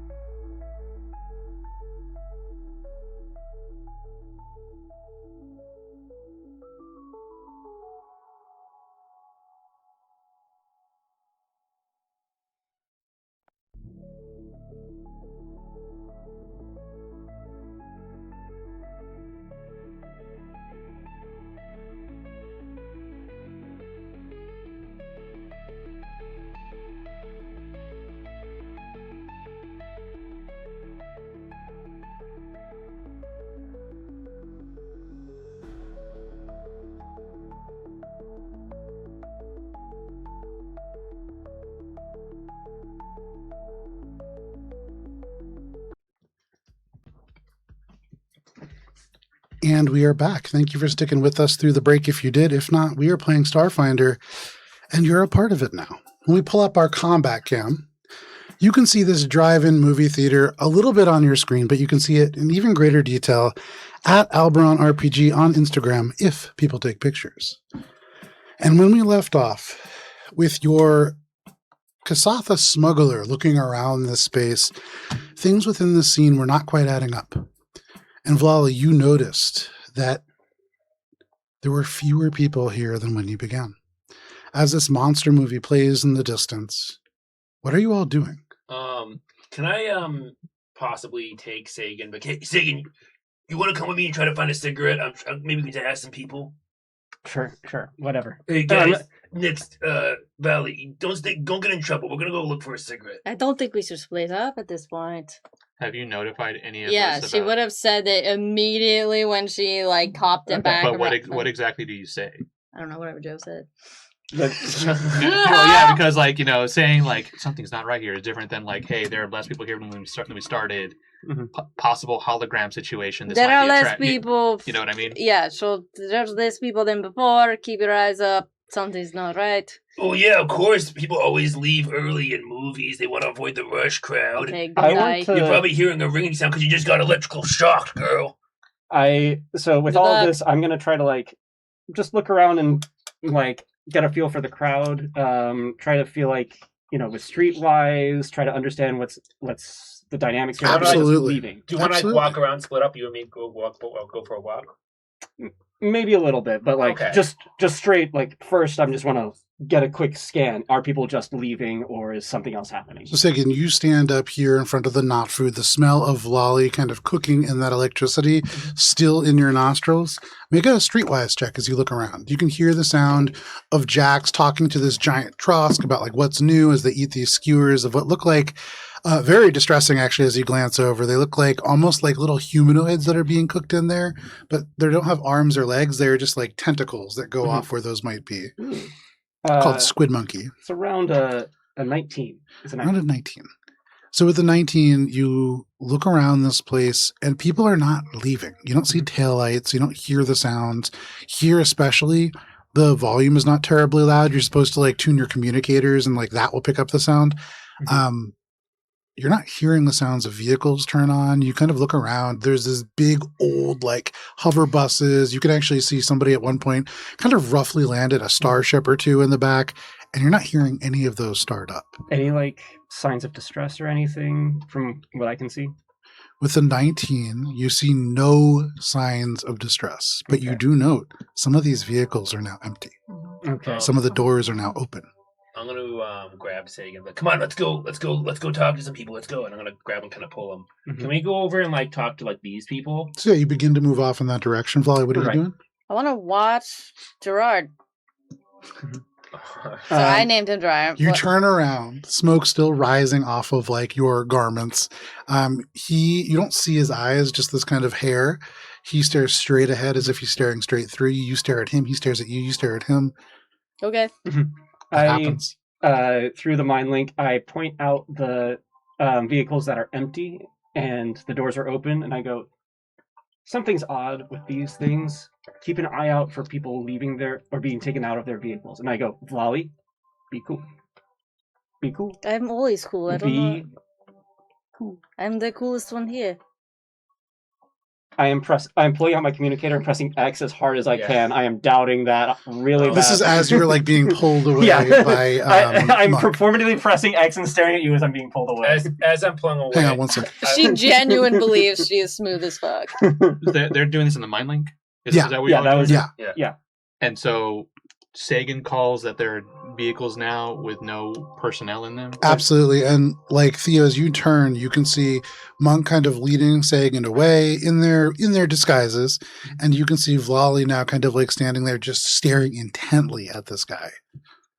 Is how is this movie being played? Is it There's a projector from behind. And so on the actual battlefield, you can see the silvery structure right behind the screen Mhm. that is projecting out onto the screen. just picking a random vehicle, something that Theo you know what I mean? As he walked to hot food, right, got his food, and Yep. had to walk back. Is there any vehicle he can pick out that he like? Man, I for sure saw someone in that vehicle, and now there's no one there. Absolutely. That red vehicle that's like directly diagonal in front of you, you had seen an older human couple that were in there. One of the doors is open and nobody is in there anymore. Is there? Furthermore, Oh. in the time that this has all transpired, for those of you who have kind of walked back, I would say Monk and Sagan, as you walk over, you glance back at the cab, kind of see that Jax is still there, but Who else is here? this group is getting steadily smaller. And I believe it is just the two of them. Oh, But and- these people are fine? That's Oh, me that's and- you guys. Yeah, that's me. Yeah, and but the Tanner. contemplative and lady? They as seem soon- fine. So as we go up to these people, I'm just like, hey, I'm trying to find people to ask. Did you guys have a cigarette? There's more people here. Someone earlier offered me one, but I can't find them anymore. You can see this sleek, copper-looking, almost like an Art Deco robot. Kind of strange-looking features. There are these kind of tassels that hang off of their There's two people, shoulders. right? There are. Okay. The other one, kind of a creature that you're not familiar with. The kind of the arms rise out from seemingly almost like random angles, and you don't see shoulders. It looks like these arms could move through the torso. Yeah. The torso looks almost like a clay face style like material. Yeah. The legs seem relatively humanoid and fleshy, however. They don't seem as if they move. They're fixed. It's a very odd creature. But the robot turns to you. What are you saying to them? Looking for a cigarette. No. Shh. And the robot just kind of turns, looking away from you. This slimy creature, however, just kind of walks with these heavy steps, and you can hear this kind of sounds. And then a fleshy pink skin-colored like hand, humanoid hand, like a baby's hand, reaches out from this kind of gook, clutching a single cigarette. Okay. Do you take it? Yeah. It's a little damp. Okay, yeah, But okay. you take it, no problem. Gracias. The little baby hand, thumbs up to you, and then the whole thing just right back into the meatball. You guys, like, kind of like shoot the shit, like light it up, and like, kind of we're shooting this shit now. Once you have someone who's like, I can kind of like, like talk with them. You guys come here often? You've been here a lot? And he's smoking the cigarette. You hear a sigh come from the robot, which is a strange sound. It sounds almost like a cash register just kind of wheezing. And it turns ever so slightly away from you. The little baby hand reemerges like this. Another little baby hand, much slower, just grows out, holding a flashlight. The flashlight illuminates the palm. Horrible squelching as a third kind of baby arm emerges and begins to form shadow puppets. And you had said what? You guys come here often? You can see after all that elaborate shadow puppetry, they just kind of go. Yeah, neat. I like this place, Sagan. What do you think? I think it's pretty good. Give me a second. I want to get a better view. And not very smooth, but like an awkward guy trying to see better. I'm going to climb up here. One of the baby hands grabs you by the garment. Like very firm grip. Oh. You have to kind of stop. And then one of the three hands, the one that is not holding the flashlight, just gestures to the top of the bus. Oh, I will. Oh, thanks, friend. And I'll hop up there. Is this some kind of usher? Make a culture check. Yeah. Make a movie theater check. I mean, he has a flashlight, so I'm guessing. That is a 16 or 14 plus cultures, you said? I got you dice that Right, were you wanted to extremely say- If you have legible something for this cultures. reason. Otherwise, I would say it's a flat intelligence check. Or Or society's check if you have society. I do. Society. 14 plus 10, 24. Very nice. With a 24, this is not like an usher. You kind of look, this is maybe like some kind of a club. And looking around now, actually, a couple of these groups, not this bus, but like the kids, aside from the one who had that kind of leather jacket on, they all had a very similar looking t-shirt on. This is a place that seems to attract a lot of like clubs or group gatherings, probably. And so they seem to be some kind of a club, but they kind of all look at you, and you can see everybody's face a little annoyed because you're talking in the movie. As you kind of get up towards the bus or start climbing the bus, you can hear the sound much better on the inside. Though. Yeah. As I get up there, I'm going to cast Detect Magic and try to, like, more than just casting Detect Magic, I'm trying to take a serious look around and see if I see anything that explains people just disappearing. Okay. Make a perception check now with Detect Magic active. Take a +10 conditional modifier for that. While he rolls that check, she has something she wants to do. Yeah. Can I do a thermal scan?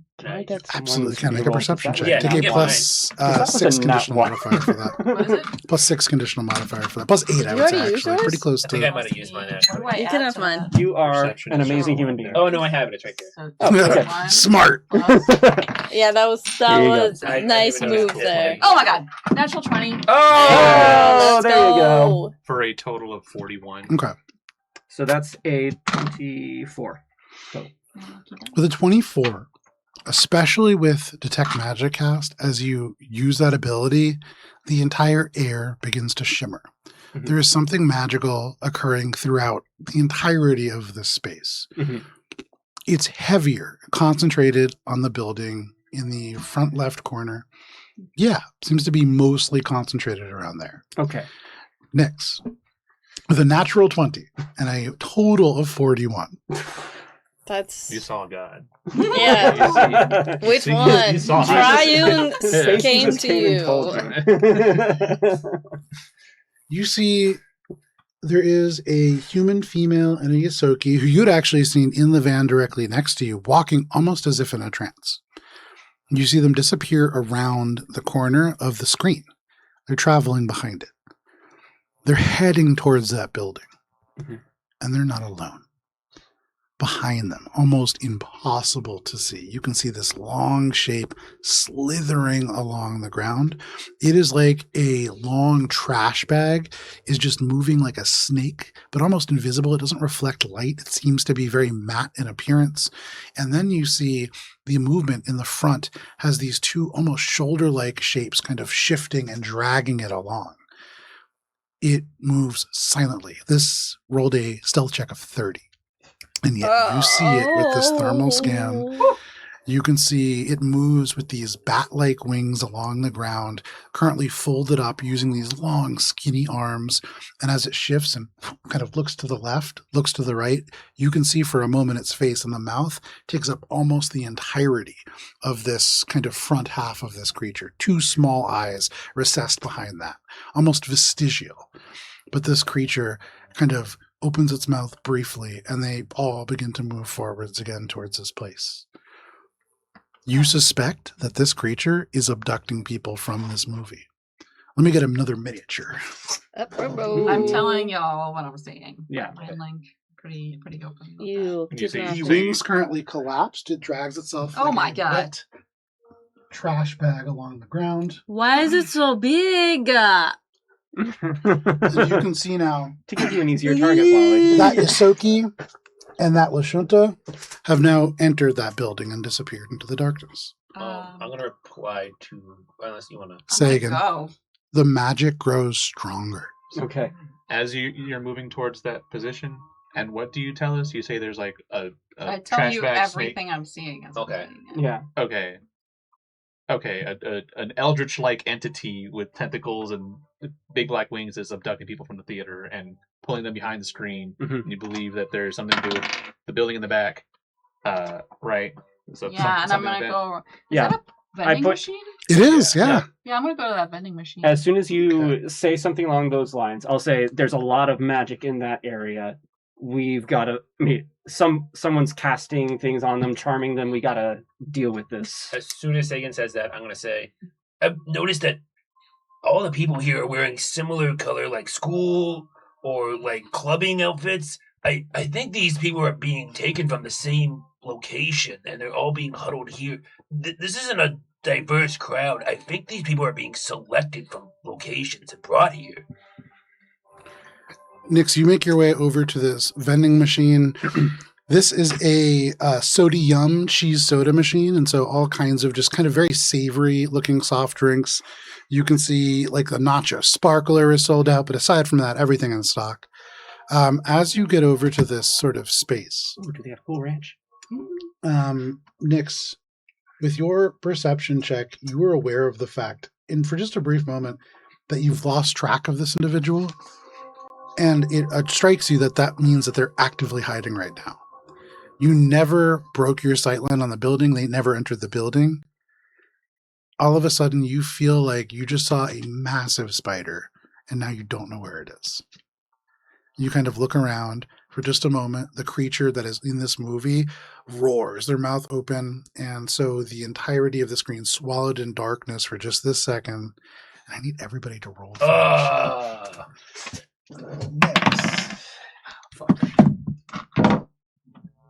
14 again. Oh. Jesus, this is my third 14. Oh no.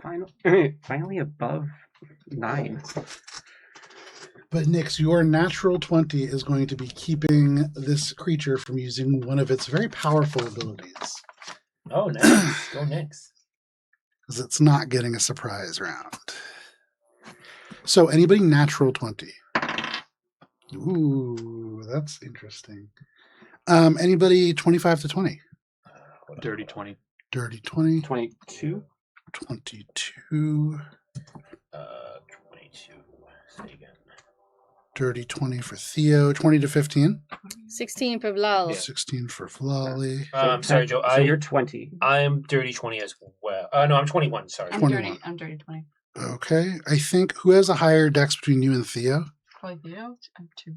Yeah, Theo has the higher dex. Okay, so then Theo, and then we have Nyx and Vlali. So that's everybody. Look at that. So Okay. Sagan, Monk, Theo, Nick's Val. Give me 1 second. Yes. Okay, and then Sorry. So the way that this works out, I always go over it. So just Yeah, okay. you got to give me a second. Yeah, sorry. Let me change the music here. So for this, Sagan is going to be starting us off, followed by Monk, then Theo, then Nyx. As this creature suddenly you see like open its mouth directly, like the concrete peels open in front of you. Vlali goes after Nyx. Then all of the other patrons, movie theater goers, Jacks, everybody. Then with a natural 1, the Black Mantle. Yay! So very lucky here for a variety of reasons. Sagan, what you doing? We know there's a thing. We know that it is. Given your detect magic, given the mind link and everything, I would say you feel the sudden like shock from Nyx. Mhm. And so even if Nyx doesn't have a moment to say anything, you are aware that this is happening. Okay. And this is partially a reward for your detect magic and for that natural 20 perception check. You are all able to be aware of where this creature is, even if you can't see it yet. All right.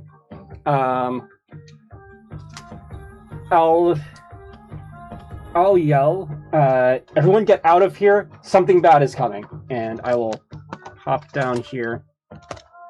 And let's actually count that out. 1, 2, 3, 4, 5. Just try to get in front of my new friends here. Is that one action? That's one action to move. If you want to use another action to potentially make a diplomacy check, that will greatly increase your chance, or an intimidation check. I'll That take will- an action to do a diplomacy check. Why not? Okay. I'm bad at it, but why not? And take a +2 conditional modifier for I'll take it. shouting fire in a crowded theater. So that is Hey. a 20.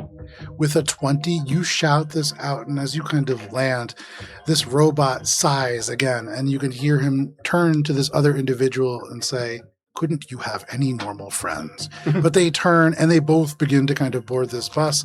You get the sense that people around you listening to this call to action.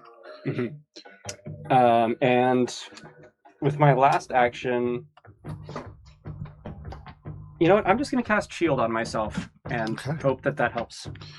You concentrate this magical energies on yourself. The darkness swirls around you, and you cast shield. That is your turn, Sagan. That brings us to Monk. I'm going to move 5, 10, 15, 20, 25, 30, and to communicate with these people. Monk, as you run through this space, it is the classic in this movie theater, hey, watch yourself down in front, as you like make your way over here from all the people that you kind of cross in front of. But you make your way over to that group of people. Hey guys, our show is over. There's something wrong with the movie theater. Everyone needs to evacuate now. It's an emergency. Please, your tickets will be refunded.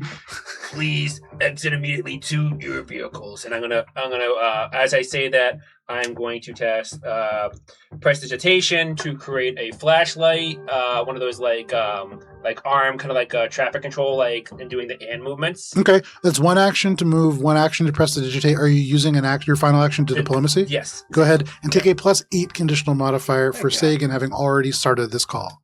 Let's go, big money. Right into the combat. Yeah. What is 10. You ruined that Yosoki's card. 10. I will use my money in the bank. Money in the bank. Okay. Just taking out an entire Yosoki with your I flashlight. will do that better. That's a 16 plus. Much better. 16 and diplomacy will be 13. 16 plus 13 is Plus 8. So that's 20. 29 plus, so 37. 37. Thank you. With a 37, you can see this sort of giant brain floating with this shriveled vestigial body. The brain lights up as psychically to everybody within 30 feet, you hear this individual say, "You heard him. Run!" And everybody kind of turns slow motion in their initiative order. They are certainly going to be running away from here. And I would say also, Monk, you get the sense that this isn't something that is uncommon for this place. Oh. They may not know why they're running, but danger happens here sometimes. It's the downside to not having cameras. Anything else, Monk? That is my turn, Joe. Alrighty, that brings us to Theo. But so far, Sagan and Monk, you guys have effectively started half of this kind of, I would say most of this theater kind of clearing out. Also, I read the fine print that your ticket went on. Oh, of course, yeah. very, very quietly, very fast. It's in the animated sign. Theo looks to Merrick and Celia, and they've been sitting on this bench for like a couple minutes, I would assume, while everyone was doing the other thing. Yeah. And we'll get to what they were talking about later, but says, "Trouble, get to the taxi, get in, lock the door, you keep him safe," and he points to Celia with that. But he's gonna use movement to get behind the bench. Does he see that thing or no? I would say you kind of use your movement to get behind this bench. You don't see like this creature, but in this kind of moment, I would say you see movement on the ground. This creature has a 28 for stealth currently, so pretty tough to see. Okay. Would attempting to see it like be an action? Action perception check, yeah. Okay. That's pretty high stealth. 28. God damn. Is there anything else I can do that's not gonna make me do this? No. Yeah, no. Yeah, I'm just gonna have to try to perceive him then. Okay, make a perception check. You said the DC is 28. Yes. This has to be an 18 or higher. Oh, not 20. Oh, wow. Natural 20. Let's go. You see in the reflection of this awful looking soda machine that sells sodium blasted sodas, there is the reflection of this creature's face. And though you don't see it, you can calculate from the angle of the glass where this creature is. And it's horrifying. So movement for action, movement for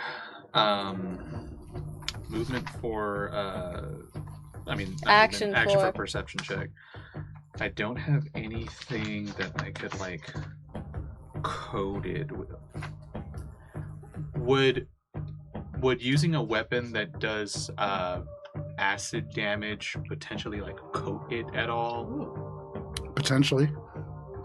That would have to have probably the corrode critical effect to do that. Oh, all right. No, it just does acid damage. Yeah. But it does have corrode on critical. But damn. All right. Or something that like causes light. Do we got radiant in this universe? Can I try to get him on this thing single action so I can't attack at the same time? Yeah, you definitely can. To effectively make it easier for my party members Absolutely, to you can. perceive it. Yeah. Nice. Okay. Yeah, I'm going to use that as a single action. So across your psychic link, Theo indicates to get this creature. And for all of you, for you first of all, next you turn and you're like, what creature? And at your feet, this horrifying creature turns and looks at you with these beady little eyes. You can see wide like mouth that goes almost to its where its ears will be if it had any. And as you do that, you expect it to like open its mouth and shriek at you. But one wing unfolds and a tiny little gross vestigial arm comes out wielding a knife. And they look at you. This creature? Yes. Black Oh, yeah. Mantle? Yeah. Oh, yeah. Baby hands. It's got a little poop knife. If you actually turn the miniature around, the miniature itself holding a little tiny knife. Is it? Oh, yeah. Oh Yeah. my gosh. What you see is what you get. It is not like flapped out like that. Right now it crawls almost like a water monitor along the ground. Ew. Um, Worse. so anything else, Theo? That's all I can do. All Yeah, right, I've you attempted call to out, highlight get him, the thing for and everybody you else. do. That brings us to you, Nyx. Good luck. Can I? Terrible diplomacy. Can I like? They got diplomacy handled. You need to We might need to hit kill that this thing. Yeah. Yeah. Can I try to jump on top of the vending machine up to the? I want to get to the top of the building. I would say that's like difficult terrain. So like probably just 20 feet for you to get up onto the top of that vending machine. And then the rest of your movement, what do you have, 30 feet of movement? 25.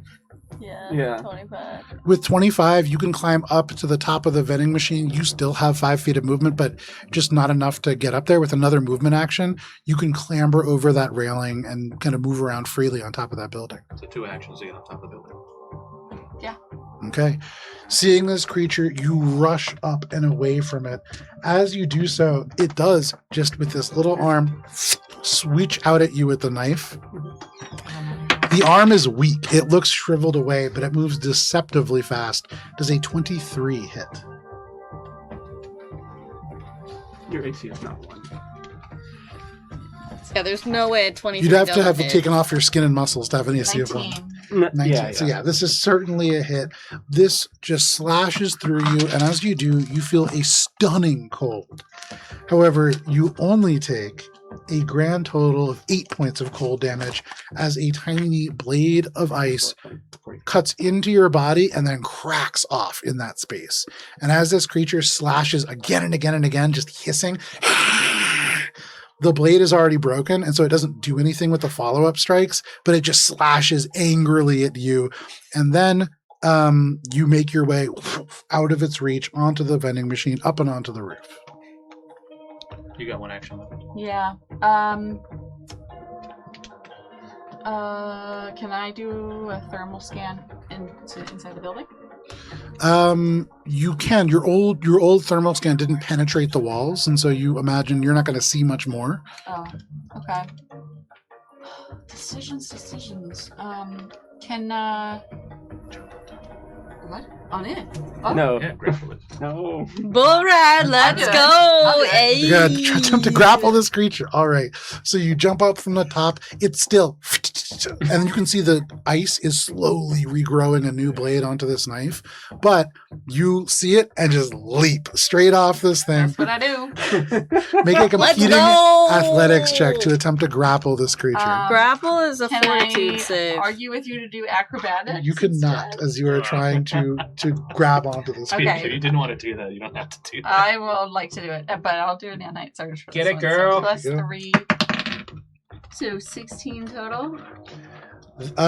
They rolled a 16 as well. What is your strength? Ooh. Oh. +1. +1. That's a 17 total. That's for- it. That's it. They have a +6 to their strength. Oh. This creature, you jump onto it, you expect it to kind of like get crushed under you, but far more than that, it spreads its arms wide, the wings billow out, and this creature now looks exactly like that. It just throws you off of it, and it begins to fly. Where would it? All right. It begins to Here? fly. Anywhere within 5 feet of that So creature. I'm on the ground. Nyx, you Prone. trained in circus, such as you are, you land on your feet. Oh, okay. Mm. Ta-da! But that is your turn. Sticks the landing. That brings us to Vlali. Blolly, first action, leaps over the counter again. Second action. Like into You're the going thing. back? Yeah, into the thing. Make a fortitude saving throw, please. Oh, actually, she jumps onto the counter. Onto the counter. Okay. Onto the counter. She grabs this Gerard slime. Your hand goes through the illusion and just touches slime beneath this thing. Okay. She's going to attempt to grapple it.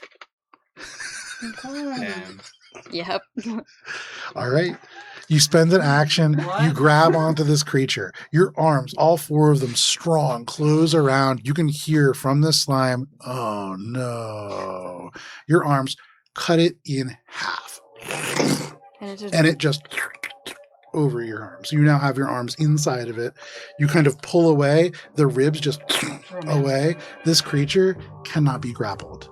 You imagine this creature cannot be flanked. They look at you again. You see no eyes, just hair. And in fact, you now recognize so close to this creature, they're not making any illusionary eyes. It is just blank skin up past the nose. But they just kind of regard you here. Okay, so she like kind of peels back dumbly and she says, "Who supplies this flea market of weapons?" Use your final action to make an intimidation check. Take a -2 conditional modifier. Okay. Intimidation at 12. They Not good at this. kind of perceive you through the hair and they just say, "Your worst nightmare." I don't have nightmares. I'm the strongest woman to walk this planet. That is what you say, but that is your turn, Lolly. Yep. That brings us to all of the Can others. you put me up on the counter? I don't want to. The head stays looking at you, but the Okay. body turns, the whole neck twists so that it's all the way facing backwards, and the body walks away. I want to follow He it. says, "Good luck," and just walks across the space. No electricity seems to emanate through his body, but he walks over to this little hatch. You can see, presses his hand on it. There is a little beep, and then this hatch swings up. You can see a In little, the floor? a little like trap that's what ladder Theo that saw. goes That's down. how we know. That's how we knew that this was like a And he supply goes, store. Channel. he the puts his different hands Oh. on the ladders and just down the ladder and the hatch behind him. Make a reflex saving throw. Lily. Okay.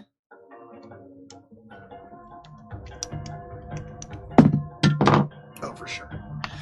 You leap to the side as the steel shutter closes, and you are not trapped within that space in an electrified ground. You make your way out and onto the concrete. That is that individual. These people, Wait, so the hatch is inside the thing? yes, Okay. they are going to flee per your advice. Isn't that No. correct? They're getting into the van though. The driver is going to also get into the van, or into the cab. They're going to get into their van. He is going to run. Oh boy. There's no attack of opportunity left for them, so he's running. He's going into his van. Who else do we have here? This Yosoki is getting into their car. This car starts up. The Shriner car. Wow. And they're driving away. They're making their getaway. Go, girl! And I think that's everybody. The shutters close on that building as well. This guy? Oh, yeah, sorry. He's going to get in his car. Action started up. Nice. And Nyx has to dive to the side as he peels into this little corner slot. And then he begins to Austin Powers his way out. That's going to take his full turn. But that is the others. And then that one brings us to the Black Mantle. Can you turn that creature around to face Nyx? This creature turns around towards you. And with you, this weird little creature kind of sitting on the ground, and then this Seethe. We're talking about these? Yep. It takes its wings, and instead of taking off to fly, it pulls them up and creates a cylindrical sort of shape around its mouth. And then it opens up and it shrieks. And you hear almost no sound, but your bones rattle. The little metal bits inside you vibrate. I need you to make a fortitude saving throw, please. Sorry, this is a a will saving throw. Yep. So 25. With a 25, that is a success. You feel almost stunned. You feel drawn into this creature's eyes and into this voice. And even with that success, you are only taking 6 points of sonic damage. But for a moment, you begin to feel almost stunned. You begin to feel not just stunned, but in this moment, as these sound waves emanate through your being, you can't help but shift your attention to this building. This beautiful building that is probably quiet, that is probably safe, but you shrug those thoughts away. And the Black Mantle's song is not effective on you. So That is its turn. This is how you shrug off thoughts. That brings us to Sagan. All right. I see this thing, and I want to... Does this thing look... that's probably a check. I'm just going to go ahead and walk 5 feet. 1, 2, 3, 4, 5. Does that look like it's within 30 feet? It's close, but I think it might be just outside. Yeah, just outside. Okay. So I can't cast that on it. Fine, whatever. I will look at it, and it is still... it's covered in shadows, and I will just snap. And the shadows will shift very slightly. They would roil if it wasn't completely covered in shadows, but it's just slight shifts of shadows around it.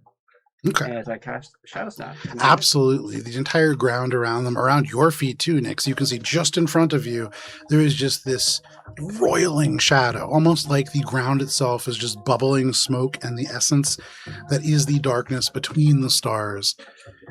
But that just happens. Anything else, Sagan? That is my entire turn. Okay, you stand there behind this abandoned sort of beach chair. That brings us to Monk.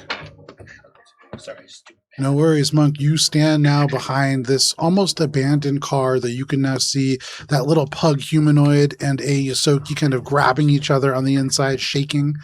What are you doing? Okay, I am going to do a move action. 5, 10, 15, 20, 25, 30. Okay.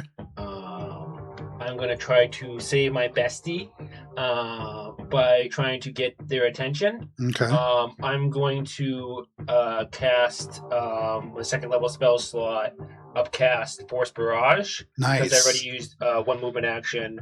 It can only give me 2 shards. Yep. Because I'm upcasting it, it gives me my 3rd Absolutely. Roll that attack. Roll that damage. back. I need 3d4s. I had to buy the dice. I had to color code it. There's what Hannah does. That knife does d4 damage, so I pre-pulled d4s for myself. 3. Because they're hard to find. 3 again.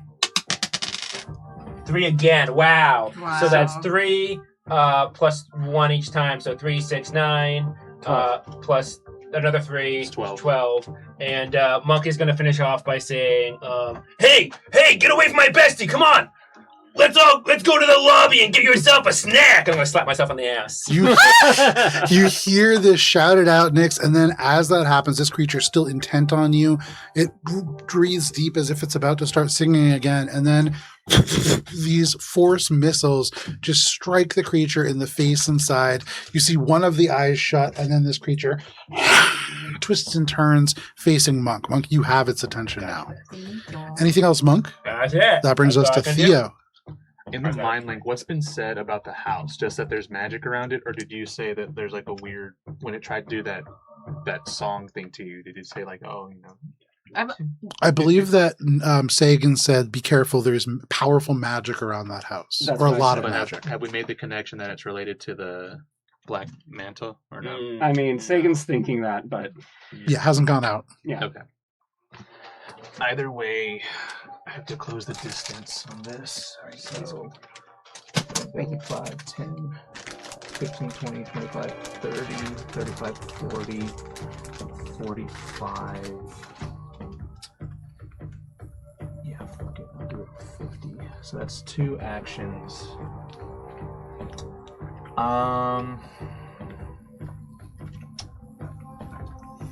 Theo does have to take cover, though. You don't have to. Theo's smart enough to know he needs to. 10, 15, 20. He's at that corner, like one behind that side of the Absolutely, yeah. You kind of run and almost tuck and roll into this corner. house. Yeah. Yeah, that's all I got. All right, with Monk taking this creature's attraction, you're pretty confident that it does not know that you're there. But Nyx, you do. What are you doing? You are directly in front of this creature, its attention momentarily taken away, but this little knife has regrown and it's just kind of flicking it around at you.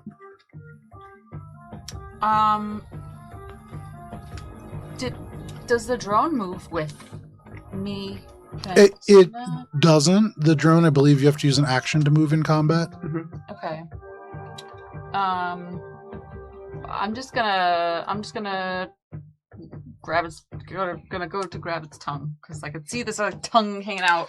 As it starts to hiss at Monk, you reach for the tongue. Make an athletics Ew. check to try to grapple this creature. That's what grappling is. 14.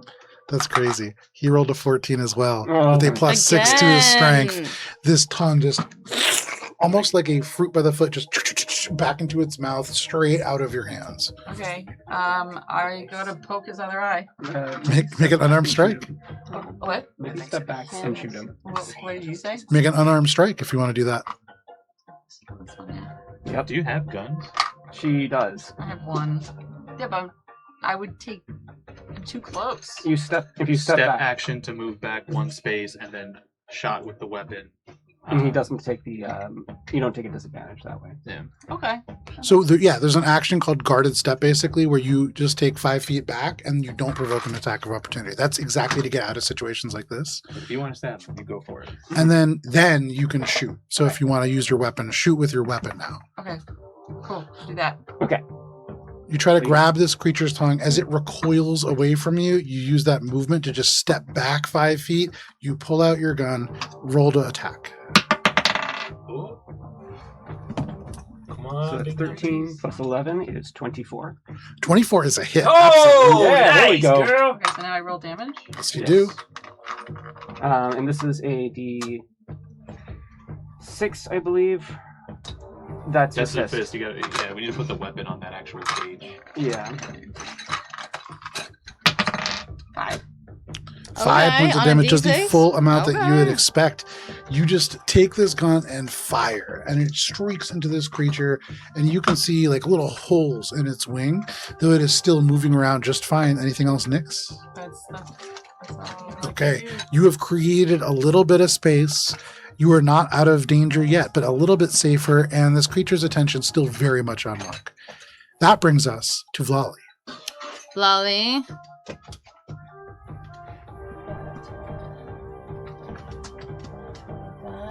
Moves, takes cover behind the hood of this car, and is going to hold my action until it gets closer. Okay, you can see this other Kasatha is like running for this car.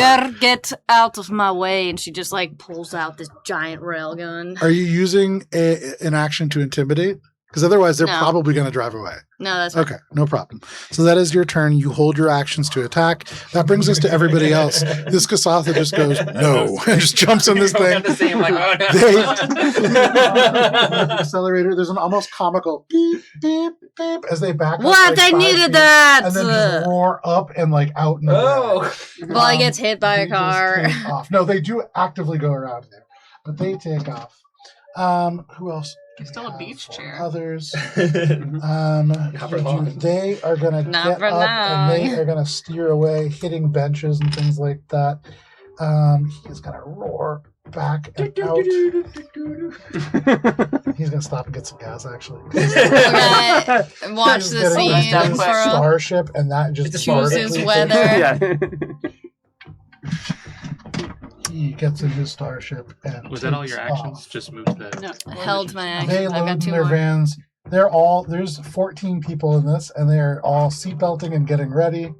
He finally, with everybody having moved, backs up and then just goes out there. Are all of you cowards? Get back here and fight for your TV shows. His charcoal grill does fall off, Good. They deserve it. but he makes his way off the map. everything rapidly kind of clearing out. They move their full distance at a dash, very short. That is everybody else. And then that brings us to the Black Mantle. They take off and are now flying directly in front of you, Monk. And they Ew, I don't the like shadows its fucking attack. flappy Absolutely. face. Ooh, so close to a nat 20. So that is a 30, and you did get him? What's up? You did get him on this? No, I used my entirety to move. Yeah, that was last round. Oh, okay, so just 30. With a 30, that is a hit. All right. These shadowy tendrils, as this creature flaps up, reach up and just grab, almost like a fist of darkness, and grab this creature. How much damage is that? It's going to be 5d10, so let's see. That's 6 Ah, fuck. plus 8, It did not move in the way I thought it was going to move. 14, 24, and one more. Jeez. 26 damage. 26 points Wow. of damage. This creature is just grabbed, and Monk, it is slammed into the ground directly in front of you.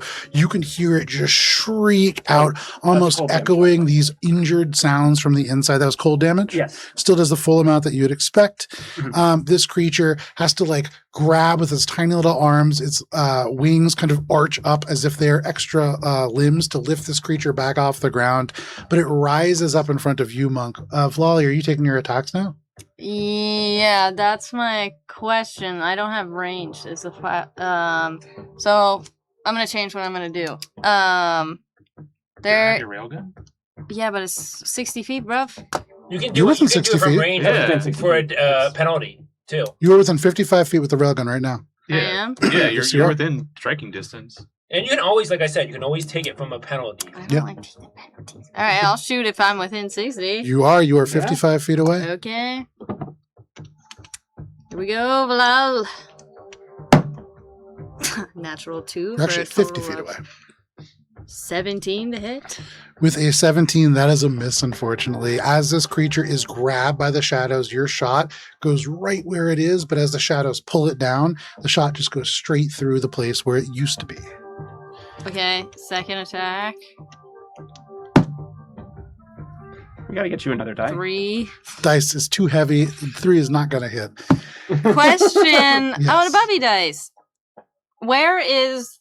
Because on my natural 20, you said there was like a power... Usually it's under critical under that weapon. Not all weapons have. No. The power grid that's supplying the movie theater and electricity to all this place. Where is that? You're gonna Yes. try to jack this guy? You said over there. Joe was talking about No. over there. No, I know, but like on the natural The 20, power. there was a power So there is a source. projector behind the screen, and Okay. below that projector, drilled into the concrete, there is the main power Power source. source. Yes, Okay, that's the power and source. that powers all of the amenities Okay. within this place. Okay. Please do not plunge us into total darkness. Why? You remember this creature having a 30 stealth check in the lights. I was gonna say, yeah. Oh. This is not the time. Well, he's like- You know what? Hold on. I'm fucking up. You do what you want to do. Yeah. Because You're all if that plunging happens, to darkness. Theo's expelling out of here. Fuck you all if that happens. You would that's really have everything I can do. that creature would get its Rorschach moment. You know, you're not trapped in here. It's Yeah. not Yeah. trapped Oh, I in love there that with you. line. That is, yeah. So, You do what Volley wants to do. Vlali, You go those are for your it. attacks. Those are your held attacks. Yep. This creature now rises up in front of you, Monk. And Monk, having to use one action to move, it only has 2 actions left.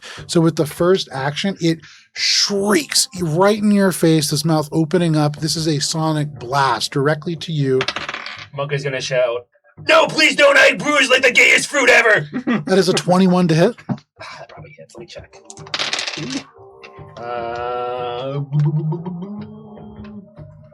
I have 23 armor. 23 armor. Wow. This creature Yeah, I shrieks, like and that. you can hear just this. It probably is. This echo just emanates around and over you. You can feel it across your armor. Just double check. Tell me, because it's close. 23 is close to what it got.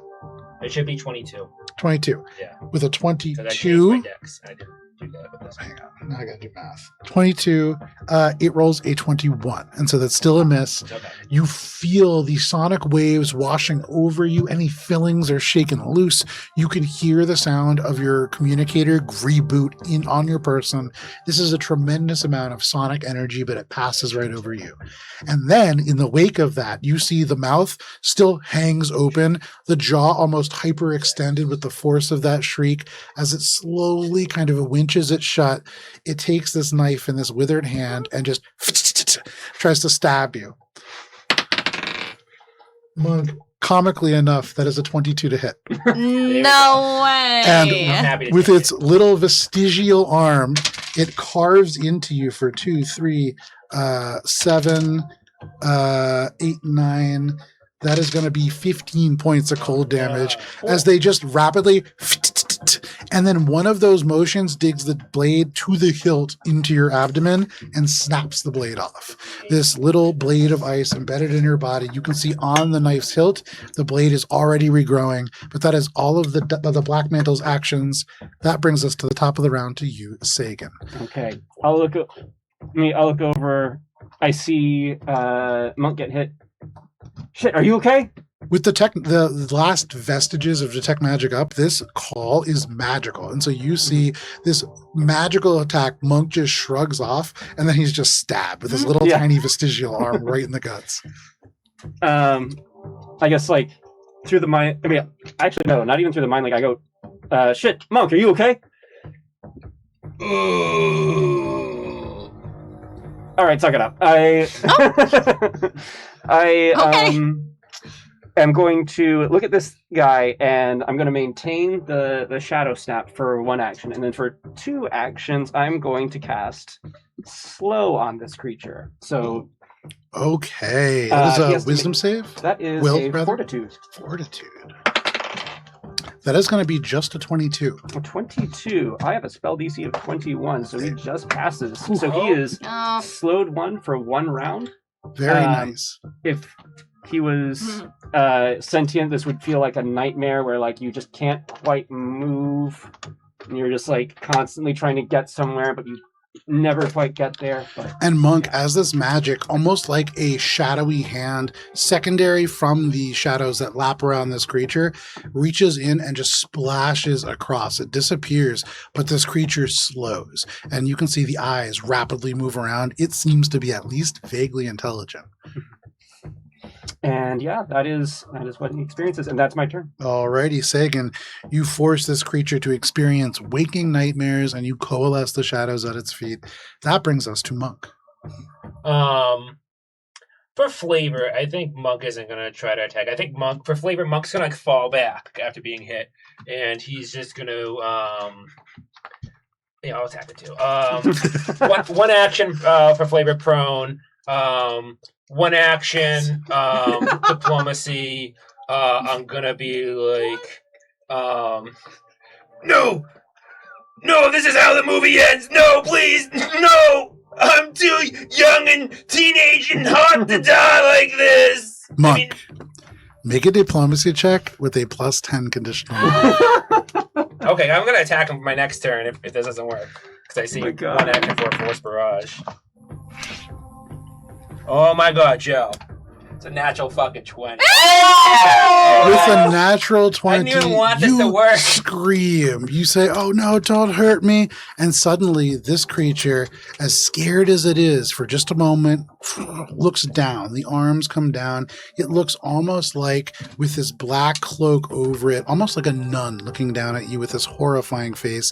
And you can see a very peaceful smile just spread across this massive lip.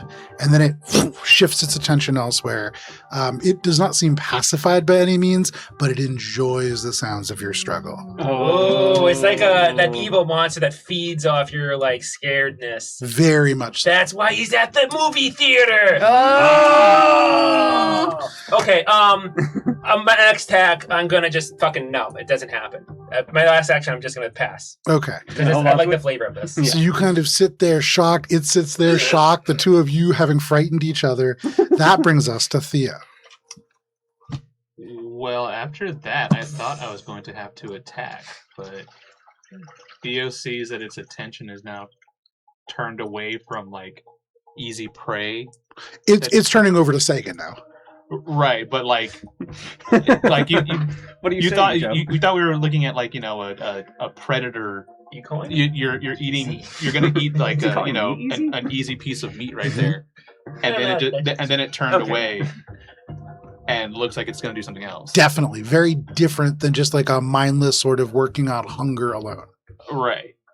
So, seeing that, can Theo make the connection then that this thing, one is obviously like it's not a mindless creature, but then two might either be being controlled or manipulated, or is doing something. It's not just trying to hunt right now; it's doing something else. So with all of this in mind, with everything that you're thinking about, I would say you could probably make a nature check or I would say probably it's going to be a nature check to really understand what's going on here. I don't have very good nature, but I'll commit to it, and then I have 2 actions that I'm going to do something else with. No, it's 11. With an 11, something about this creature, you really don't know much about it. It's hard to ascertain too much about its nature.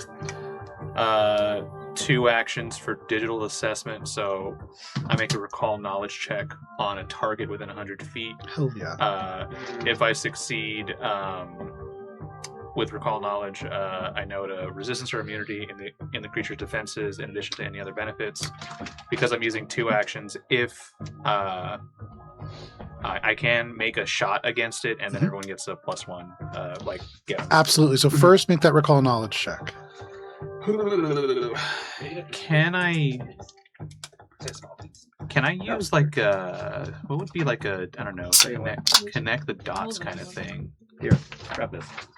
Would it be like a perception again? I think it's still kind of nature because you're connecting the dots about the nature. It really isn't like trying to figure out like. I would say you could either make a nature check or an occultism check, though something about nature seems more correct to you. Okay. Yeah. No, I'll commit to nature. No. Okay. You look at this creature and it just sucks. Yeah. It just I sucks. dislike this thing. Disgusting. You have no idea what kind of resistances or vulnerabilities it has, but it probably should die. Yeah. No. That's it. All right. This You thing looks like scan a it with your Pokedex and it says Black Mantle. It probably should die. So that is your turn, Theo. Yeah. All righty. That brings us to Nyx. But all of you now, just a bonus to your targeting on This is this my creature. prediction. Okay. Okay. So obviously I'm right there, so I see what happens with Theo, right? Absolutely. Okay.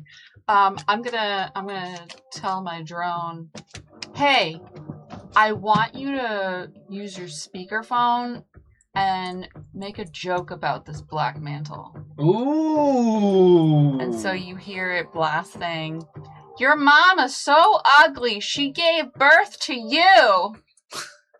And then I Got him! and I laugh at the black mantle. Ah, ha, ha, ha, ah, ha.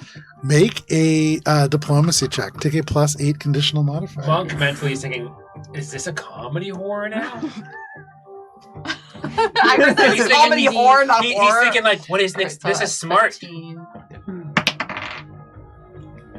Okay, 17. Maybe Nick's is I'm on just to gonna use something. Okay. Okay. You got this, Bessie. Come on. I want a high roll. This high roll.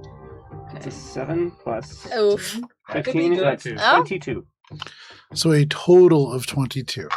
Got plus You 15. blast across the loudspeaker just laughter at this creature. And you had seen before when Monk shrieked for his life, this creature seemed almost placated. The reaction is not that. This reaction is strong and immediate. The whole body just draws in close, and like a cobra, it just whips around to look at you. It's mad, and you are in its sights. You feel like very acutely you have mocked this creature. And if you wanted its attention, congratulations. That is a success. Was that one action? That is one action. Okay. Oh, I still have my rope, so I would like to lasso it. Almost like a circus performer. You want to lasso this rope. Get Now, it? the Yeah, I lasso mean, is like, not a if I weapon. This is a skill check. I'm came- going to say that this is probably going to be... I mean, we tried to ride the bull before. Make a circus check. Let's Ooh, go. I love circus checks. So I feel like anytime you do this, we should have the big top music. Yeah. Dirty 20. Yeah, dirty 20. With a dirty 20, you throw this lasso at this black mantle, and he... Sorry, now... Specifically, your ability gives +1 to targeting checks. +1 to Attack at least rolls. recall knowledge. Yeah, doesn't it give it to attack rolls? I thought it did. Yeah. No, well, this isn't. This is a This skill isn't check. an attack roll, it's a skill check, but Yeah. it's being used kind of like an attack Yeah, roll, so plus I'm it's going to an- give you that +1. Nice. Yeah, Because attack that speed. gives you a 21, which is a meets it, beats it. Generous DM. Whoa, this lasso around, and this creature already kind of hunched over Monk, already kind of turning to face you. Its shoulders are close together to give it that hooded cobra appearance, and the lasso just over this creature. You pull taut, and all at once you become aware of the fact that this may be a problem for you. This creature can fly. You've seen that before, and it's Dope. pretty big, and you now have tied yourself to it. Mhm. You can let go at any time, but you have lassoed the black mantle. That is 2 actions. okay. I'd like Oh. to what? No, go for it. Go for it. To tie the lasso to the building. Oh. For Interesting. this, make a crafting check. I love this. You're a Viking at that. Come on. Get Natural out. 20. Get out! With the Go! natural 20, Let's you go. rush over to this building. You pull the rope taut. You wrap it around and around the exposed pipe. You snake it through the twisted brick, and then you pull taut.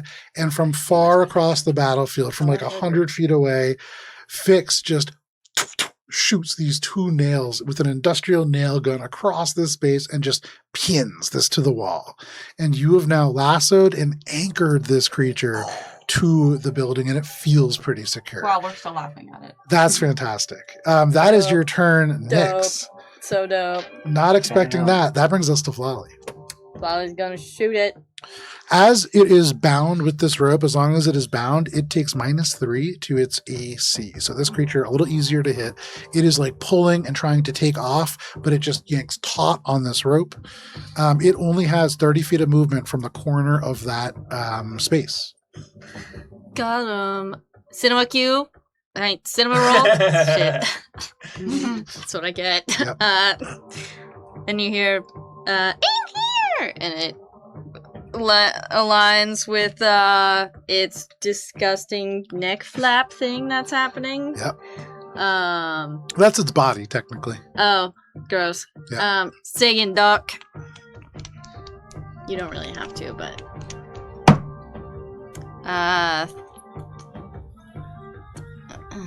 27. 26. +1 to 20. +1 from me. Okay, so 27. 27 is a hit. Bleep blap. Bleep blap, bleep blap. Bleep blap, bleep blap. Bleep blap, bleep blap.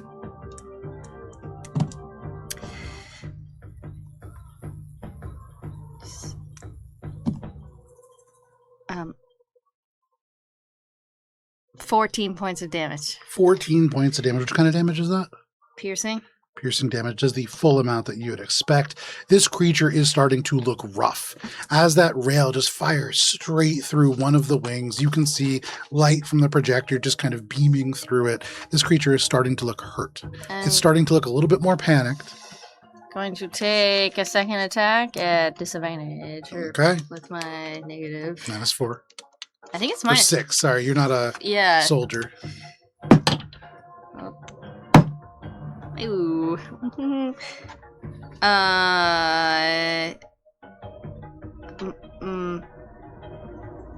Math. Yeah, god damn it. 18 to hit. That is a meets it, beats it. No Because way! it is tethered to that building. No Whoa. way! With the -3, that is a meets it, beats it. Okay, cool. You also had +1 from Theo, so I think that would have actually technically been an exceeded by 1. But yeah. Oh, Amazing. 4 points of damage. 4 points of damage for that. Every little bit counts. In this creature, it bobs low. It has to land fully on the ground for a moment before it begins to try to flap away again.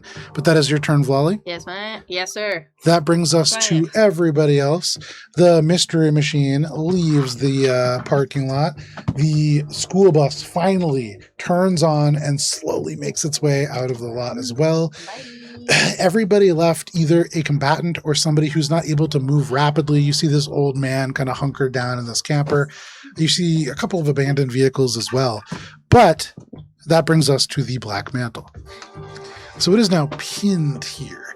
And with all of this kind of happening, it was secured by you, Nyx.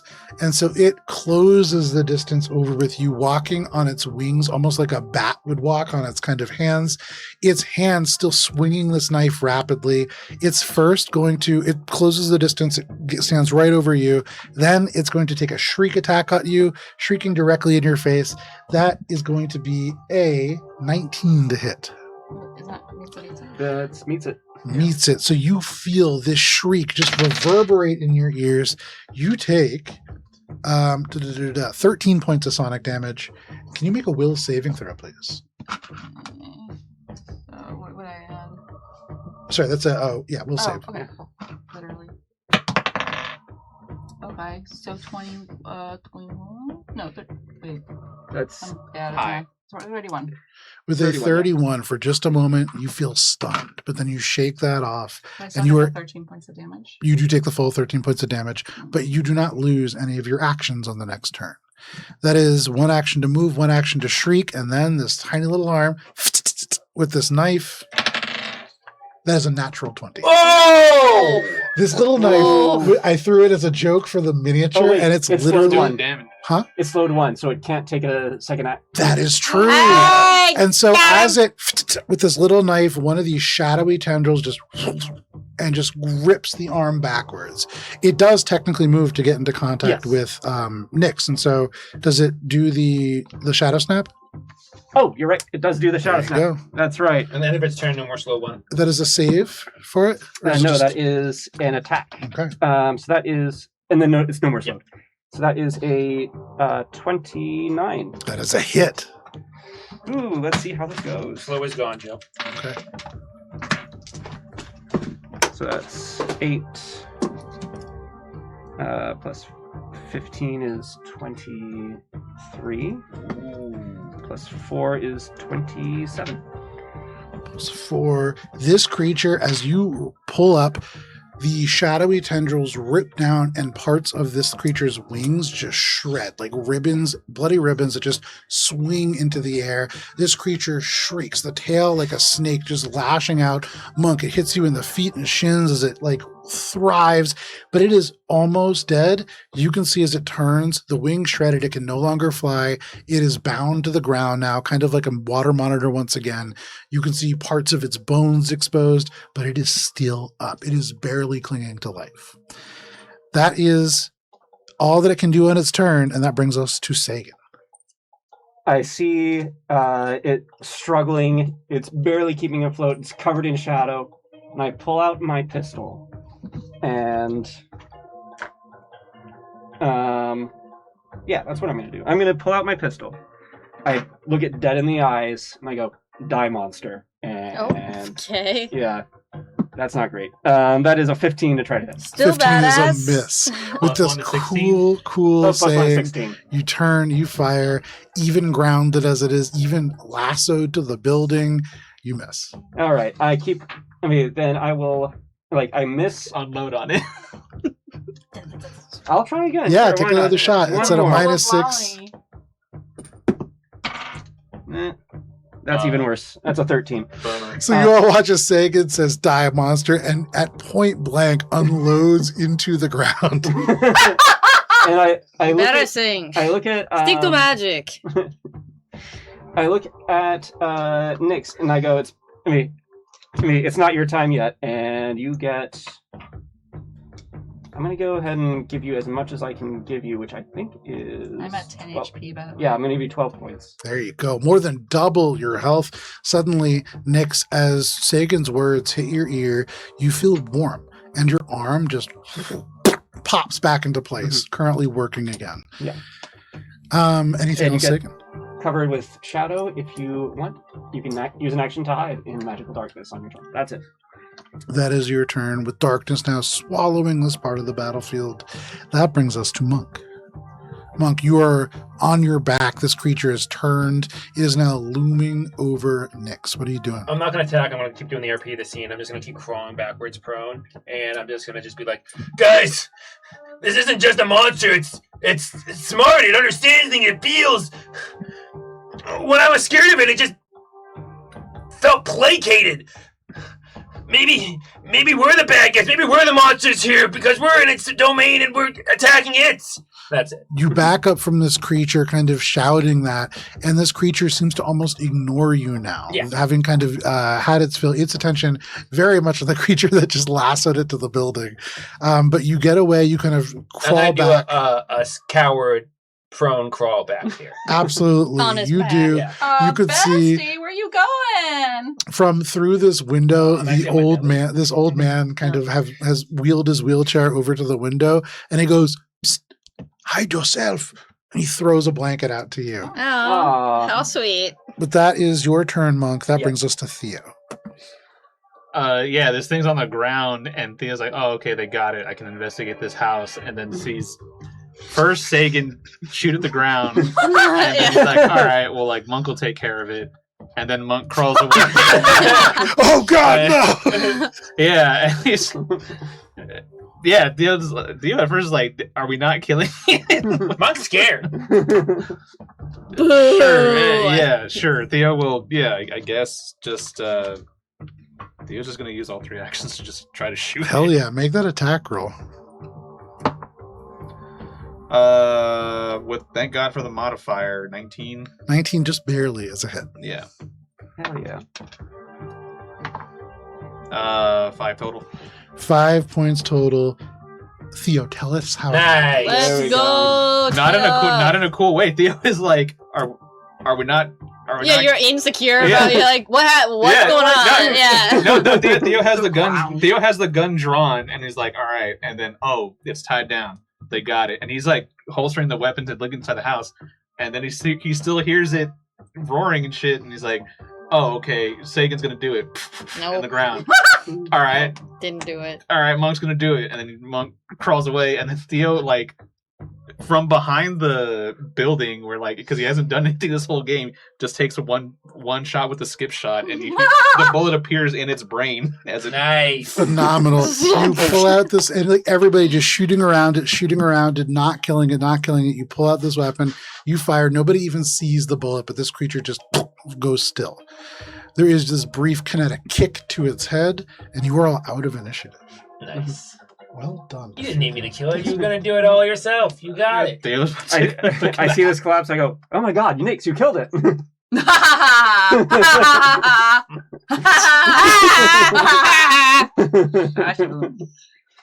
Okay. So here, you all know still the movie kind of playing, though much quieter as many of the cars have left. You can see many of the buildings still have these security shutters across them. But with the creature dead, the driver definitely like opens the door. You hear doors open from the cab as Celia, the engineer, the driver, all kind of cautiously pile out again. As it slumps down, I'll go ahead and cast Detect Magic again to see if we still have like a spell happening in the building. You cast Detect Magic. In this moment, you reach out and you don't feel anything. It is like this is settling. It's like a recessing heat, like something has been turned on and now it has been turned off, and that glow is slowly beginning to fade. Mm-hmm. And then, a little confused looking, you see emerging from this building a tall red vest wearing this leather jacket. You see this woman with the kind of reddish hair. The Lashunta appears next wearing orange. Steadily, the people who are missing begin to kind of very confused emerge from this building. They weren't even harmed. Yet. Yeah. Guys, what if this was just part of the show? What if this was just like something that happens every night? There's Theo's no gonna- cameras. Theo's gonna look No. at Nix, who took roughly 30 points of health damage, and say, "I don't know. Does it feel like a show?" That's not consensual, Monk. The driver also at this point says, yeah, no, if this happened every night, I wouldn't have brought us here. And also, really sorry, everybody. This is pretty embarrassing. I'll go and like look inside there to see if there's anything left behind or Okay. anyone needs any help. I We all know what I'm gonna do. know what you're gonna do. Yeah. Yeah. I intentionally. She's gonna rob this guy. Oh! I'm I'm gonna shut off the electrical thing. The and steel shutters still closed. This place very much in like a lockdown mode, save the projector, which is still very much running. You imagine killing the power will do nothing more than put that into lockdown for a longer period of then, time. no, I want that hatch. Just knock on the window. Say we're good. The rest of you I make don't your have way good over charisma. to this space. I want to just make my way over to the monster. Okay, you make your way over to the I monster. want to do some stuff, but you can do someone else first. Sure. So you make your way over to this sort of building that now kind of like people kind of standing around and they're all talking. You can hear them talking about how it felt like they were in a dream. It felt like they were just wandering through this beautiful dark place and hearing these amazing sounds. But each of them talks about how they would experience these nightmares for moments. But as that conversation is happening, you look into this building. It looks like at one point this was probably like a garage or something. At one point, this was then the concession stand. You can see like the signage and stuff like that. But now there are just kind of tables and things. It looks like at some point there was a gunshot fight in here. And rather than clean it, they just closed it and opened up 2 new stalls across the way.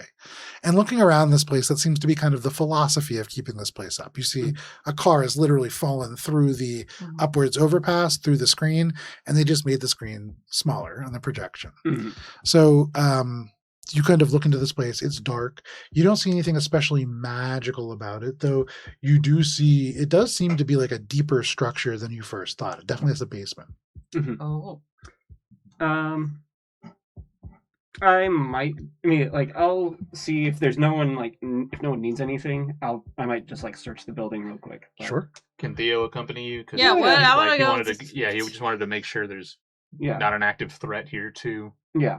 I very much anticipating there's no active threat. I'm kind of walking in and like poking things with my cane and like trying to open whatever lockers or whatever. Volley's fully vigilant with gun rays. I turn ready around to and have shoot. like yeah, a they railgun in my face. Like So your group as a whole, save Monk, kind of makes their way into the doorway of this space. Monk, you approach this Yeah. monster.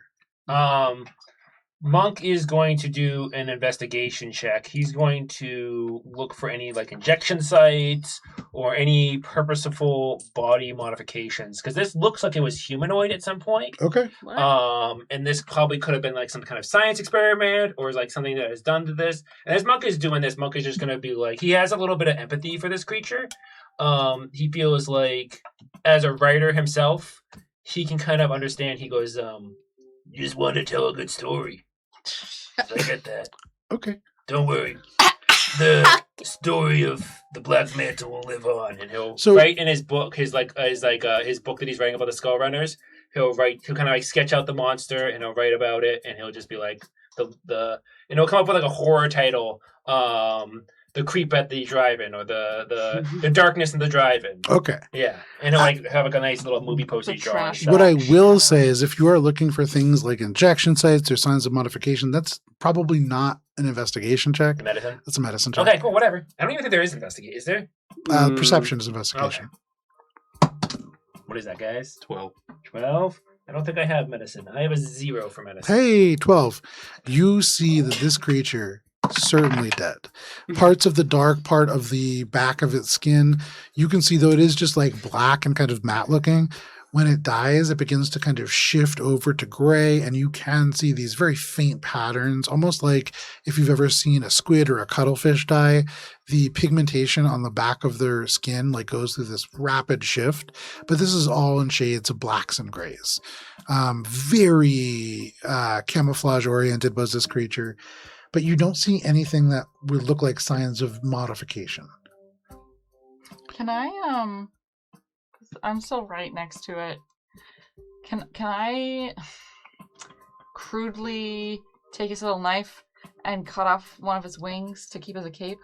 Nice. You absolutely my can. gosh. So as you pick up this little knife, it is not just a little knife. So this is a 0 knife. Ooh.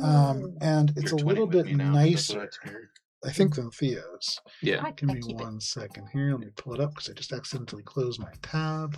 I'm gonna draw Nyx as like the sole final girl who survives with the cape. Absolutely. And Nyx, what you hold in your hand, sleek black handle, carbon fiber. You can see this blue resin that looks almost like it glows from within. The knife itself is just a super cool chamber that creates a thin blade of ice. This looks much nicer than Theo's. This is a 0 knife superior, which means that it is level 10. Whoa. Okay, cool. So I take it, keep Okay. it for myself, and I go and slice off a wing to keep as a cape for myself. Okay. Of darkness. I would say make a survival check if you want to. Survival check. As I'm drawing Nyx, you see that in like the notebook that the painting is, it's a teenage drummer band. What was it? Marching band? Marching band. And it looks like the survivor of like a marching band, like a teen horror movie, who just like is all bloody, the last one alive. And I'm just drawing this, and I'm going to show Nyx after she's done. Okay. Just her normal 17? face. Yeah. With a 17, you carefully cut this wing, but in a way that is not just to like have a cape. You recognize as you cut this is not just like skin. This is probably a pretty highly sought after material. You've never seen super advanced like stealth technology, but as you like pick the wing up, just vaguely you're like, wait, this is see-through, and it's not see-through. The front of this almost mimics what is happening on the other side. You can carefully harvest this and probably use this for some kind of a much more powerful application down the line, especially with some help from Sagan, from some of the people who craft in your party. Certainly something that you can save. So you can add the Black Mantle's mantle to your inventory. Nice. BM mantle for short. I'm gonna show The mantle of bowel movements. Ew! I'm gonna show Nyx the drawing that I made, and it's like all like 1950s like horror movie poster. Nyx, make an Captured your intelligence likeness, check. Intelligence check. Okay.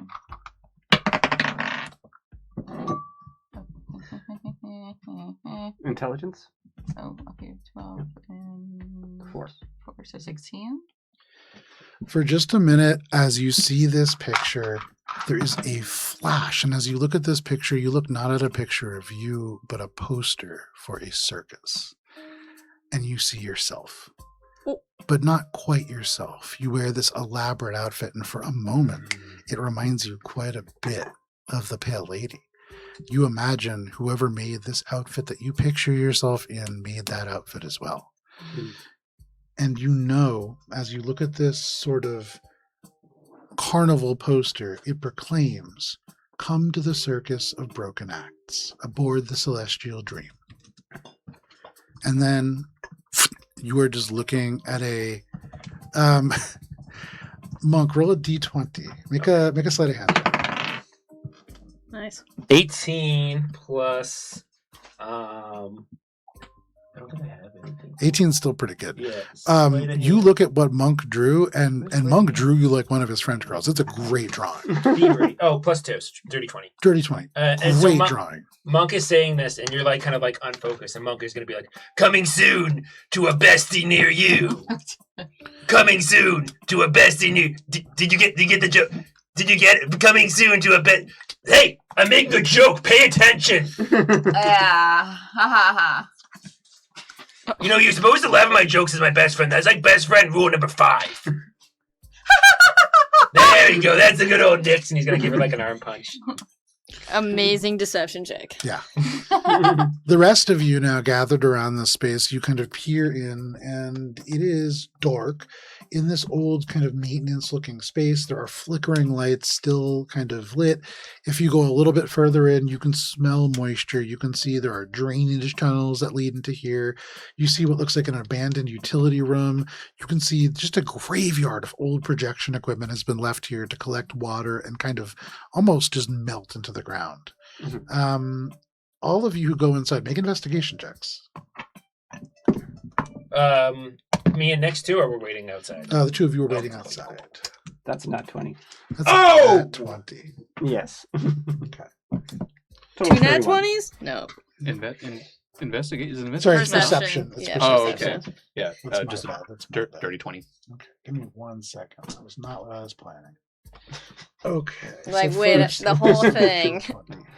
A lot of 20s I'm about to today. say, yeah, there's a lot of Yeah. 20s being rolled. I rolled a lot of very poor rolls, so I also did. yeah. I got 120 and I like the was- rest were I was threes. so surprised. I did have that wasted turn of just like looking at the Pokedex, like Yes. Wasted turns aren't bad. No, Yeah. I feel like. No, that's fine. I waste my adds to turns the a lot. narrative. So, as you kind of gather around through this space, Sagan, you are kind of almost drawn by this magical aura that seems strongest deeper and deeper into the space. Mhm. You follow this through the drainage tunnels, past the abandoned utility room. You see forgotten service corridors just kind of pass by on the sides. And then you get to the stairs to the basement. And here you can see where the dark mantle, or the black mantle rather, has built a nest. This is a place where old cables have been kind of tied together, almost just woven into what looks like a gigantic swallow's nest that takes up this basement. You can see bits of machinery poking out. You do see bones here, and so it is not harmless to people. Oh. You also see several sort of almost tethers that seem to have been a place where people might have once kind of hung from almost willingly. They're not off on the ceiling. They would have to kind of lean against them on the walls. And those seem empty. You count slightly more than enough to accommodate all the people who exited this theater. They were just kept here. And you can imagine, Sagan, that this is a place where there is quite a bit of there's a negativity to this whole space. Mhm. But within that negativity, with a natural 20, there is just a mote of light. And in the fading sort of glow of the magic here, you spot something glowing amongst the cables. It glows with a joyful energy. Mhm. Do you reach out and grab it? Yes, I do. Within the cables, you pluck out a tiny crystal that glows with a little bit of magical light. And as you feel this, you imagine that you probably could cast certain spells. Spell Mechanically, this is an Aeon Stone. Oh Life gift. my Damn, those are god. good. This is a level 7 item. Damn. You know that it can allow you to cast guidance as an occult innate cantrip. It also allows you to hold your breath for twice as long. And you get a +1 item bonus for saves against inhaled poisons. Most importantly, the resonant power within this crystal allows you to cast Life Seal as a divine innate spell once a day. Nice. Theo, what did you roll? That's definitely Just a dirty 20. Dirty 20. That's pretty good. So, give me 1 second here. With a dirty 20, as you are looking around, is there anything in particular that you're looking for? No, Theo just wanted to make sure, like, there was no mad scientist here that was, like, I don't know, going to set out another creature at them. He was just making sure that the building is secure. Sure. Yeah. Easy enough to do. You kind of wander around, and for just a moment, when you kind of lean into one of these empty utility rooms, it sort of looks like there is a person with bad intentions there. You can see they look actually not unlike you. For just a moment, you kind of lean in and you see this duster. You can see this big, almost dark looking, almost too large to be a cowboy hat. And then you realize that you've kind of leaned into the room. There's a dirty mirror behind. Oh, that's so good. There's a coat rack, and from this coat hangs a black leather duster. Oh, The duster itself, probably as you look at it, it looks really cool, but like the lining is kind of cheap. It's somebody almost cosplaying as like a tough guy, mhm. but within the duster, there is a small pistol. Oh. And you can see it seems to be almost designed to be concealed within a jacket or some other article of clothing. You've heard of these, Theo. These are called coat pistols. And this one is a superior one as well. This is a level 10 item. Ooh, level 10 coat pistol. And it carries with it the concealable ability. It also, because of its almost assassin nature, it can do quite a bit of damage with a critical hit. Oh. In warmer weather, is it a spring jacket pistol? It is not. Oh. Finally, this being slightly upgraded, this is a custom job. You imagine hitting somebody with this could potentially make it easier for your allies to hit them as well. This has tracking properties. Oh. That's definitely up Theo's alley. He's gonna And then, grab that. Valenka, what did you roll? 27. 27. And what are you looking for? Evidence of where this flea market is being supplied from. I like The I'm generator. bent on She that. wants the generator. I would say before we keep going, do you voice this at all to anybody that like, hey, I want to Would she do that? I mean, we, just in case, because Theo did ask, oh, go get the rope, right? Like, re-up on the rope.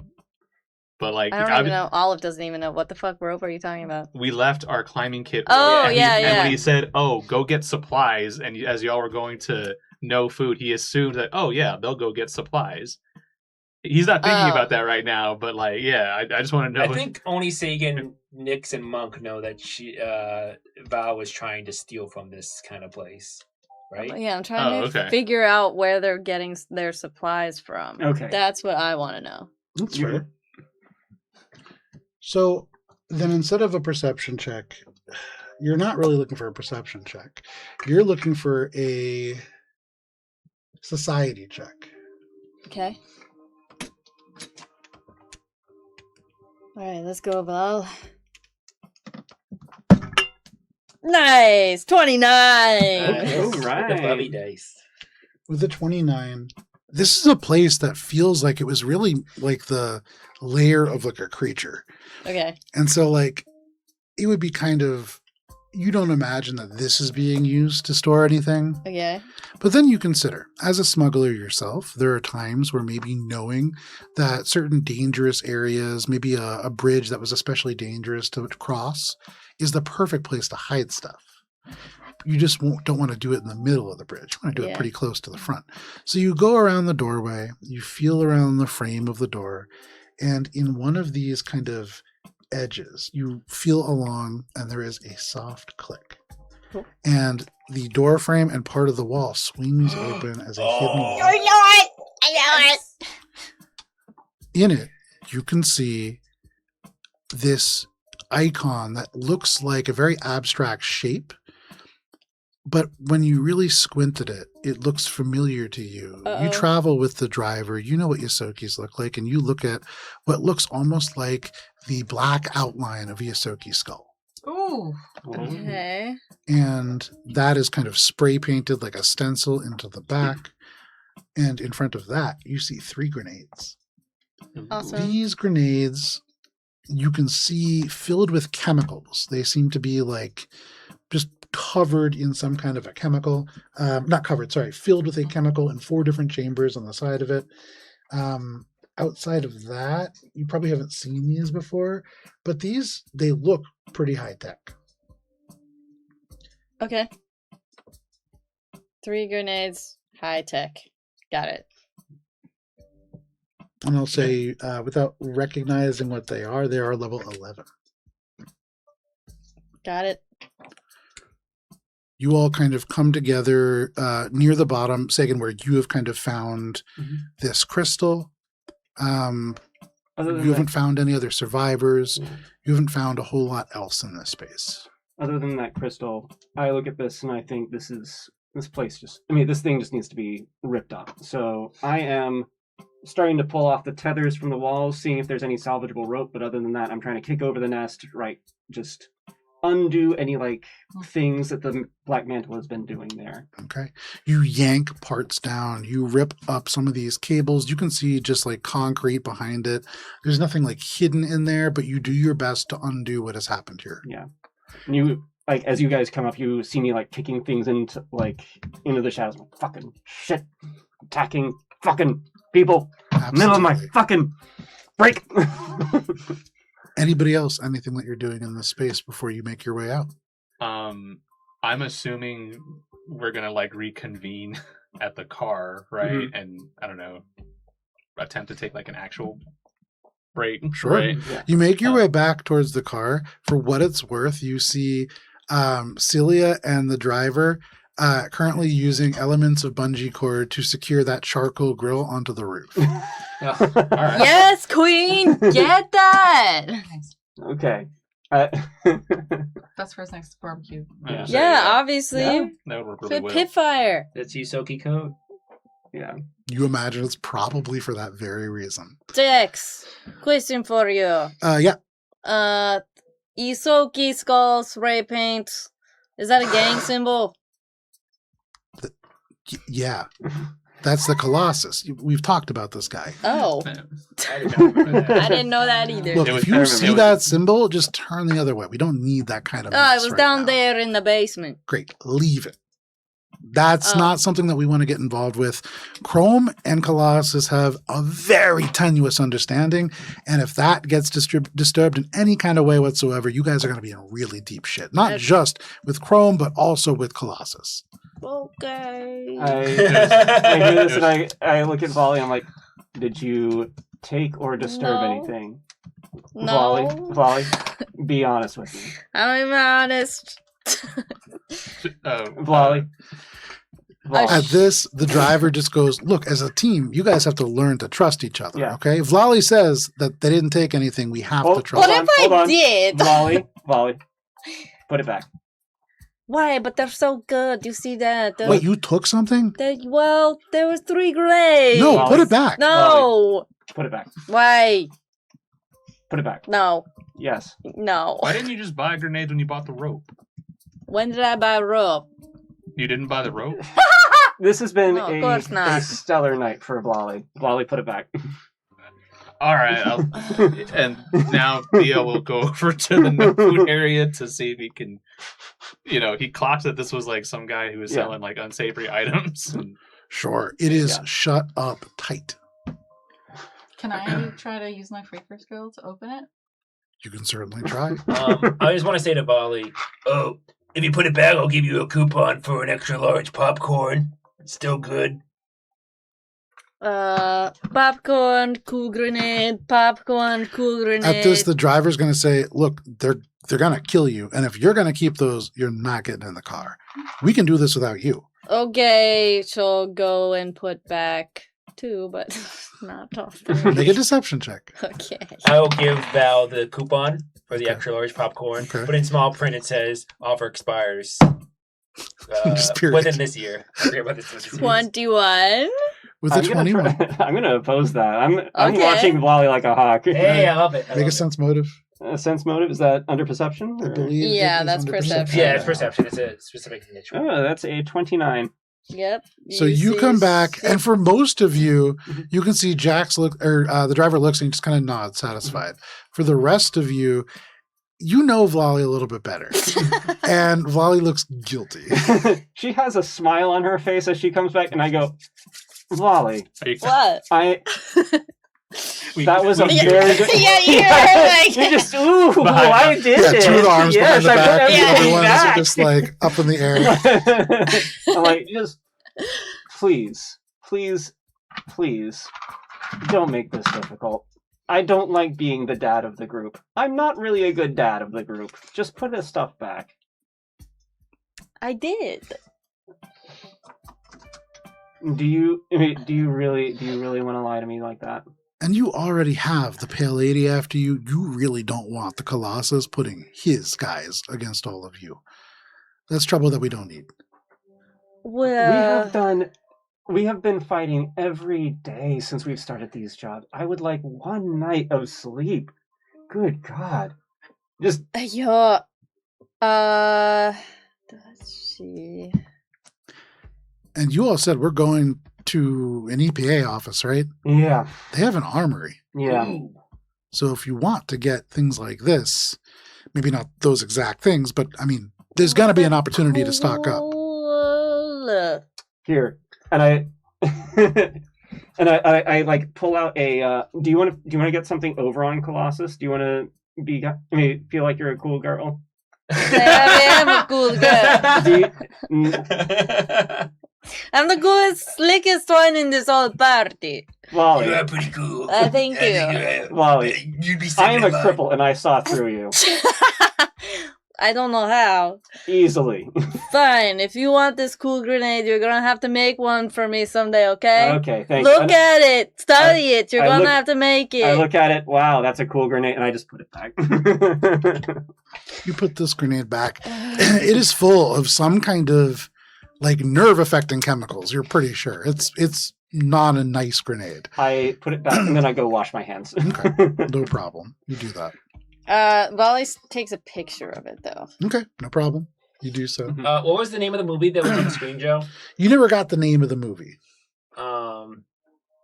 I'm gonna just make one up that I did earlier, and Okay. I'm just gonna say I did the Screen That Screamed. That was the one The I did. screen that screen. And I'm going to just make a news article of saying 4 out of 5 stars. Could have used more violence. I don't know. You have to roll for that? No, Okay. because when you send that message, when you send that story, it comes back undeliverable. Oh. And that's weird. You send it to the normal address that you send things to, but it bounces back. What? That's weird. That is weird. I don't like that. She was waiting on her roll. Nice. 18. With an 18, this is for 18 on the die. To open the- Total. you go over to not food and you kind of hold your hand over it. You look for this wireless signal and there is none. This is a probably purposefully very secure unit. And the hard point to connect with, if you do not have what is called a cortex and the ability to wirelessly hack, you need to connect to the actual terminal. And that is on the inside. Don't worry about it. Theo's gonna look at the floor unit, Okay. right?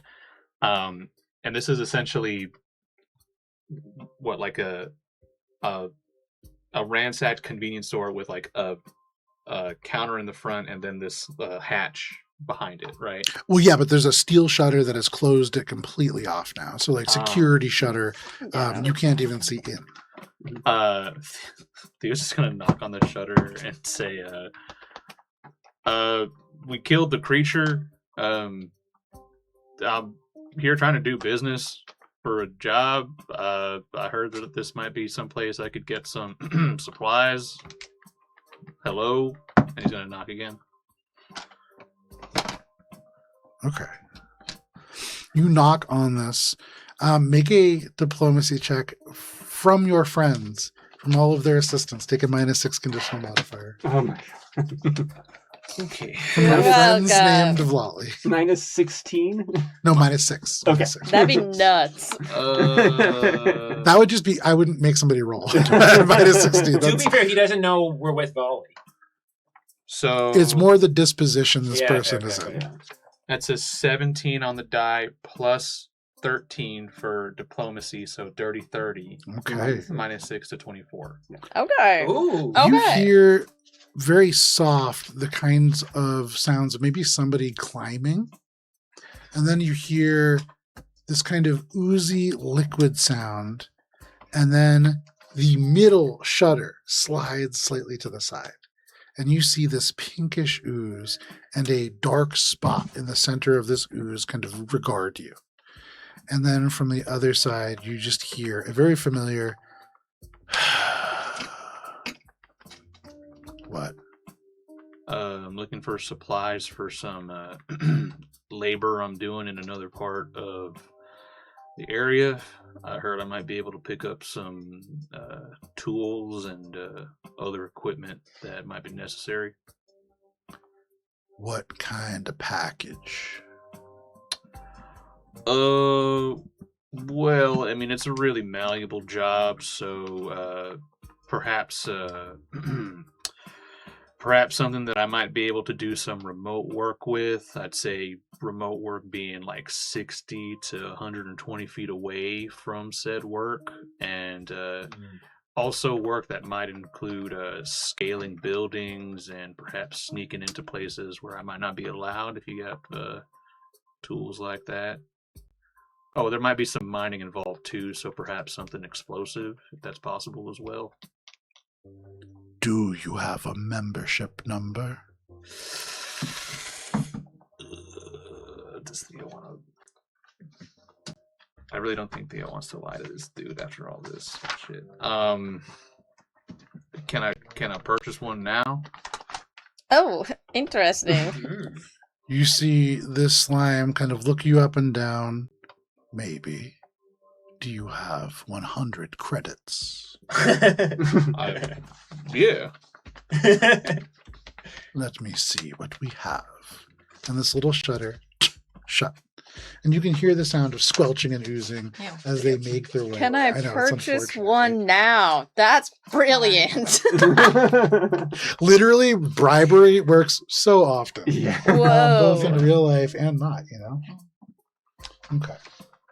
So this shutter slides open, and they say, for remote work, may I recommend this precision hammer? And they pull up this long, sleek, black sniper rifle. You can see powerful scope, and they say, and perfect for your concealed job. Two little tendrils ooze around it, and they just shatter this rifle. But you realize they have just disassembled it into multiple different parts, and then kind of back forth. It just becomes a large, like a almost suitcase-sized flashlight. Oh, that's sick. And they turn it on, and it just in all of your eyes. So it functions, and he turns it off. That's actually really, really cool. That is awesome. Can you make it come out again?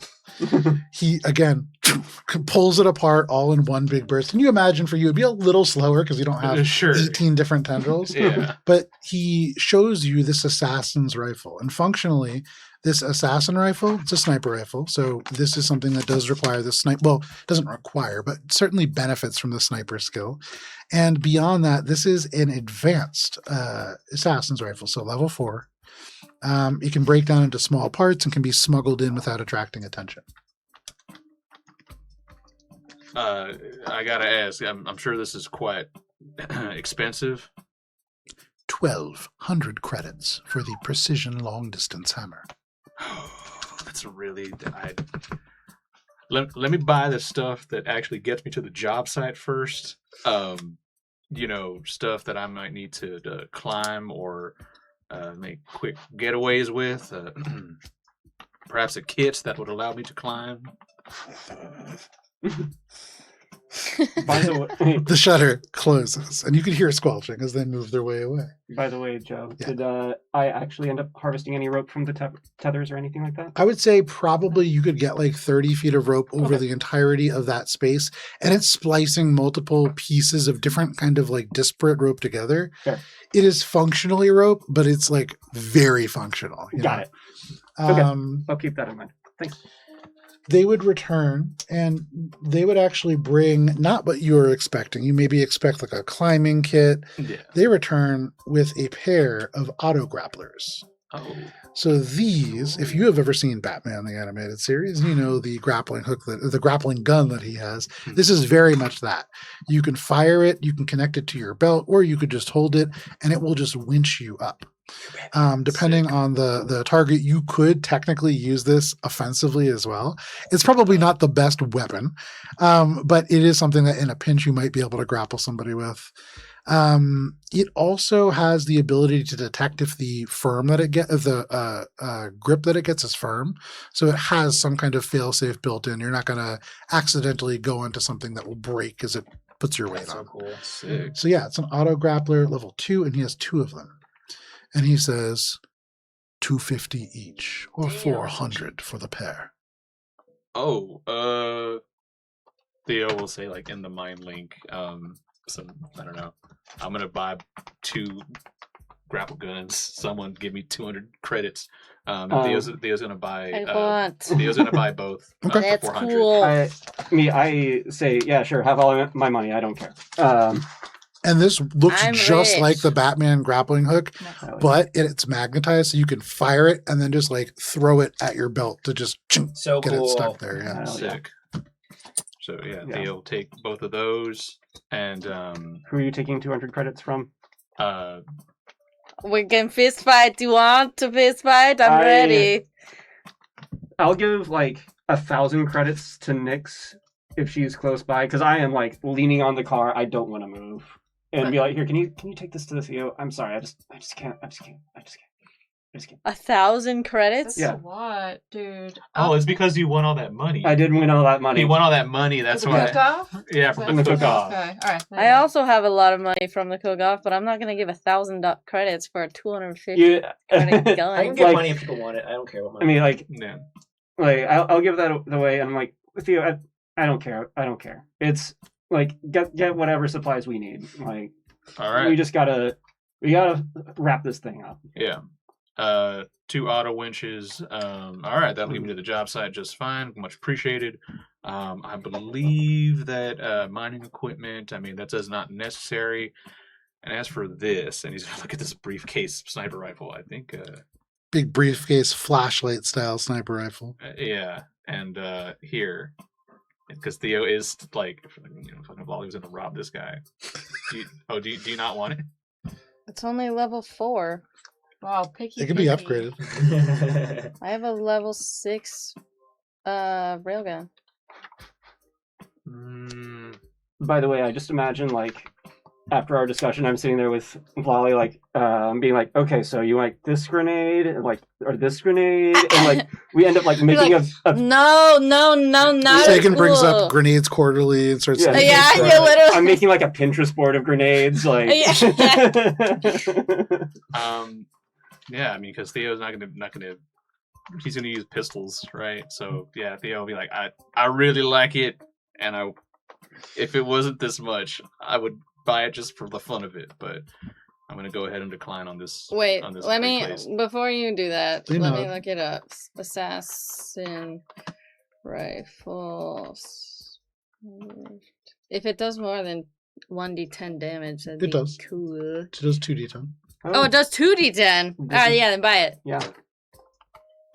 As Theo Theo finishes his sentence and then says, and you know what? Thinking about how much fun it would be, that does. Obviously, we have to have fun in our lives, right? And what is a life Assassin. without a briefcase that turns into a sniper? It's just rifle? a black spot in this pink ooze that just kind of is regarding you. It's hard to read this creature. Yeah. So I'm gonna go ahead and purchase this this pretty sick suitcase rifle. Wonderful. When you pass the money over, they pass it over to you. All right, thank you. It was a pleasure doing business with you. Do I get a card for that too? By the way, the membership, or how does this work?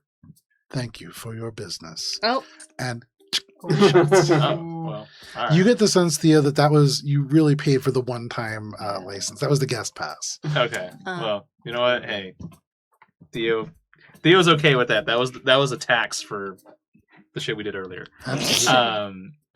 At this, the driver would kind of look around and be like, "Hey, so we kind of scared everybody away. If you wanted to make a plan, this is a pretty good place to do it now." Yeah, we were just talking about that, and while they were doing their stuff earlier with the no food area, Theo was essentially fast forwarding through this, but like checking on Merrick and Celia, making sure like one that they're all right because we just went through a lot of crap, and then two was breaking down his kind of alpha level thoughts on how we're gonna pull this heist off. Essentially asking about Merrick's ability to create fake IDs for at least like 1 to 3 or 4 of us. If that's even possible. And Merrick would tell you, essentially, I can make all of you an ID card that would get you past the front door only. You would be able to go past the receptionist, and you would still need to find a way to talk past the security guard. There are real hard keys that should be kept in the director's office. Right. So, and Theo will go down again since we're kind of coming to the end of it. His ideas for basically infrastructure needing repair. So we need to get into the archives to look at schematics and engineering documents, inventory issues related to gang warfare on glow breakers and digital storm, theft of the water that was lost, all issues that can be combined into inventory issues that Aquadyne or anyone else needs to be reviewed. Or we can also always pull the insurance adjuster card and say that we're a tertiary or third party here from Aquadyne, here to look at adjusting insurance rates due to the active war zone that is now going on in this region. That's a very good idea. If we only relied on blueprints, they could simply send someone to fetch them. But I like your second idea better. The insurance adjusters or the inventory? The insurance adjusters. There we go. Everyone's afraid of insurance adjusters. There we go. Sounds like a plan. Yeah, I can help out with any engineering stuff. And I look at Merrick. You should probably be very scarce for the next couple of days. He nods and he says, I'm going to disappear again, if that's okay with all of you. As long as we know where you are. I'll tell you where I am.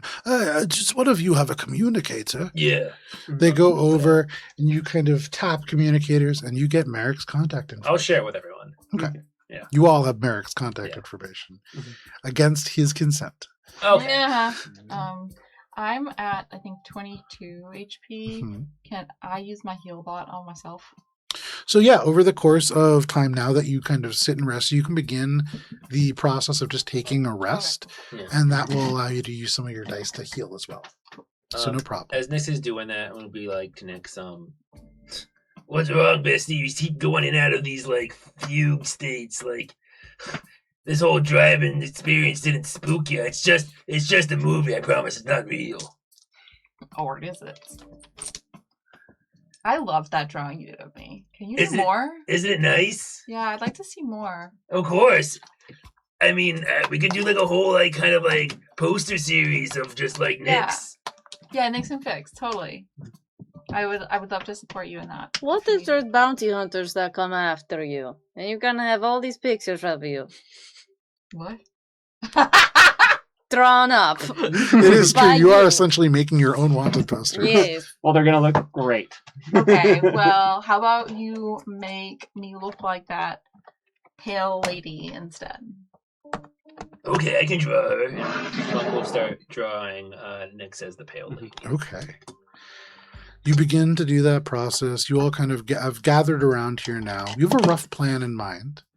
Is there any kind of preparations that you want to make before you begin to make your way towards the Aquadyne Environmental Control Authority Office, NDAD 223? Theo would just be asking Merrick about, like, you know, because he's been in this office before, Yep. right? Yeah, like, in case we need to, like, think up stuff on the fly, like other typical, and obviously we can do this, like, you know, offline, but, like, you know, other typical reasons that someone might go into that office, and also, like, you know, if insurance adjusters had been in there before, right, like, you know, did they go straight to the director's office? Did they, you know what I mean? Just trying to get an idea of the character he's going to have to play. Well, almost certainly they will ask you to wait in the lobby's meeting area. It's in a corner in the southwest part of the lobby, and from there you can actually see the entry door. So if we're asked to wait there, perhaps one or two of you could distract the receptionist and the rest could sneak back. But past there is the guard station. I don't know how many will be left behind. Perhaps none, but there always could be one.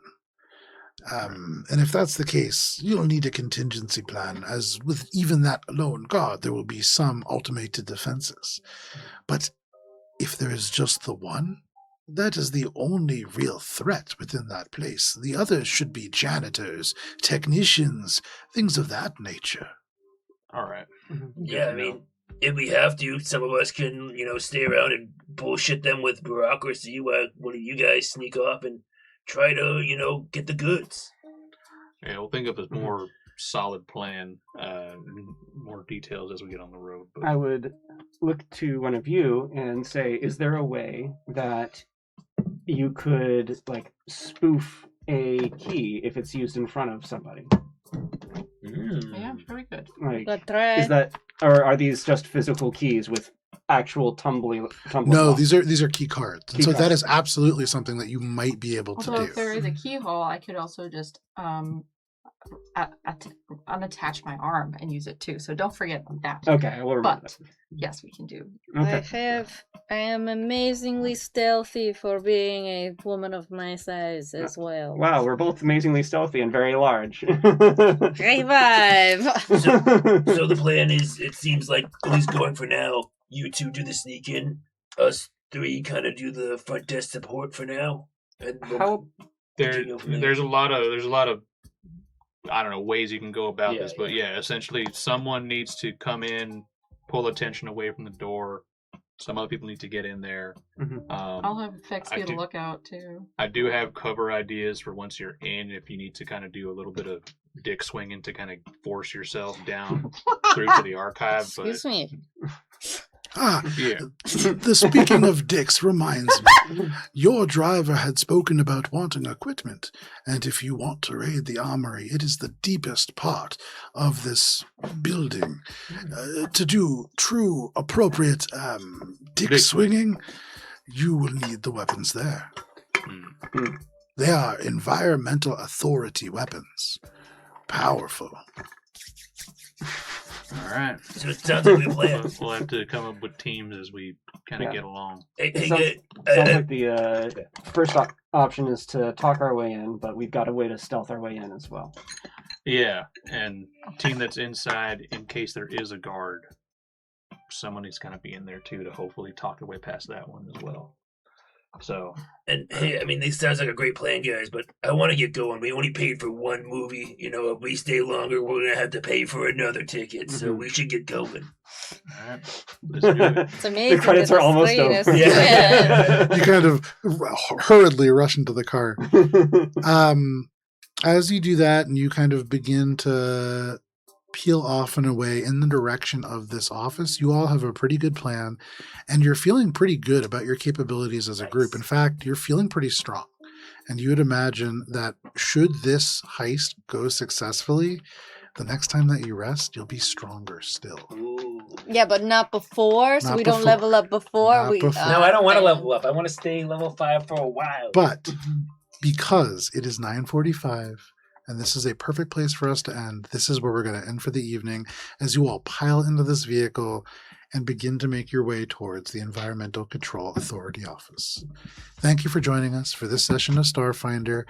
We'll be back next week, but if you can't wait that long, join us tomorrow night at 7 p.m. Eastern Standard Time as the party infiltrates the muddy estate and the Dirge Moon deep below.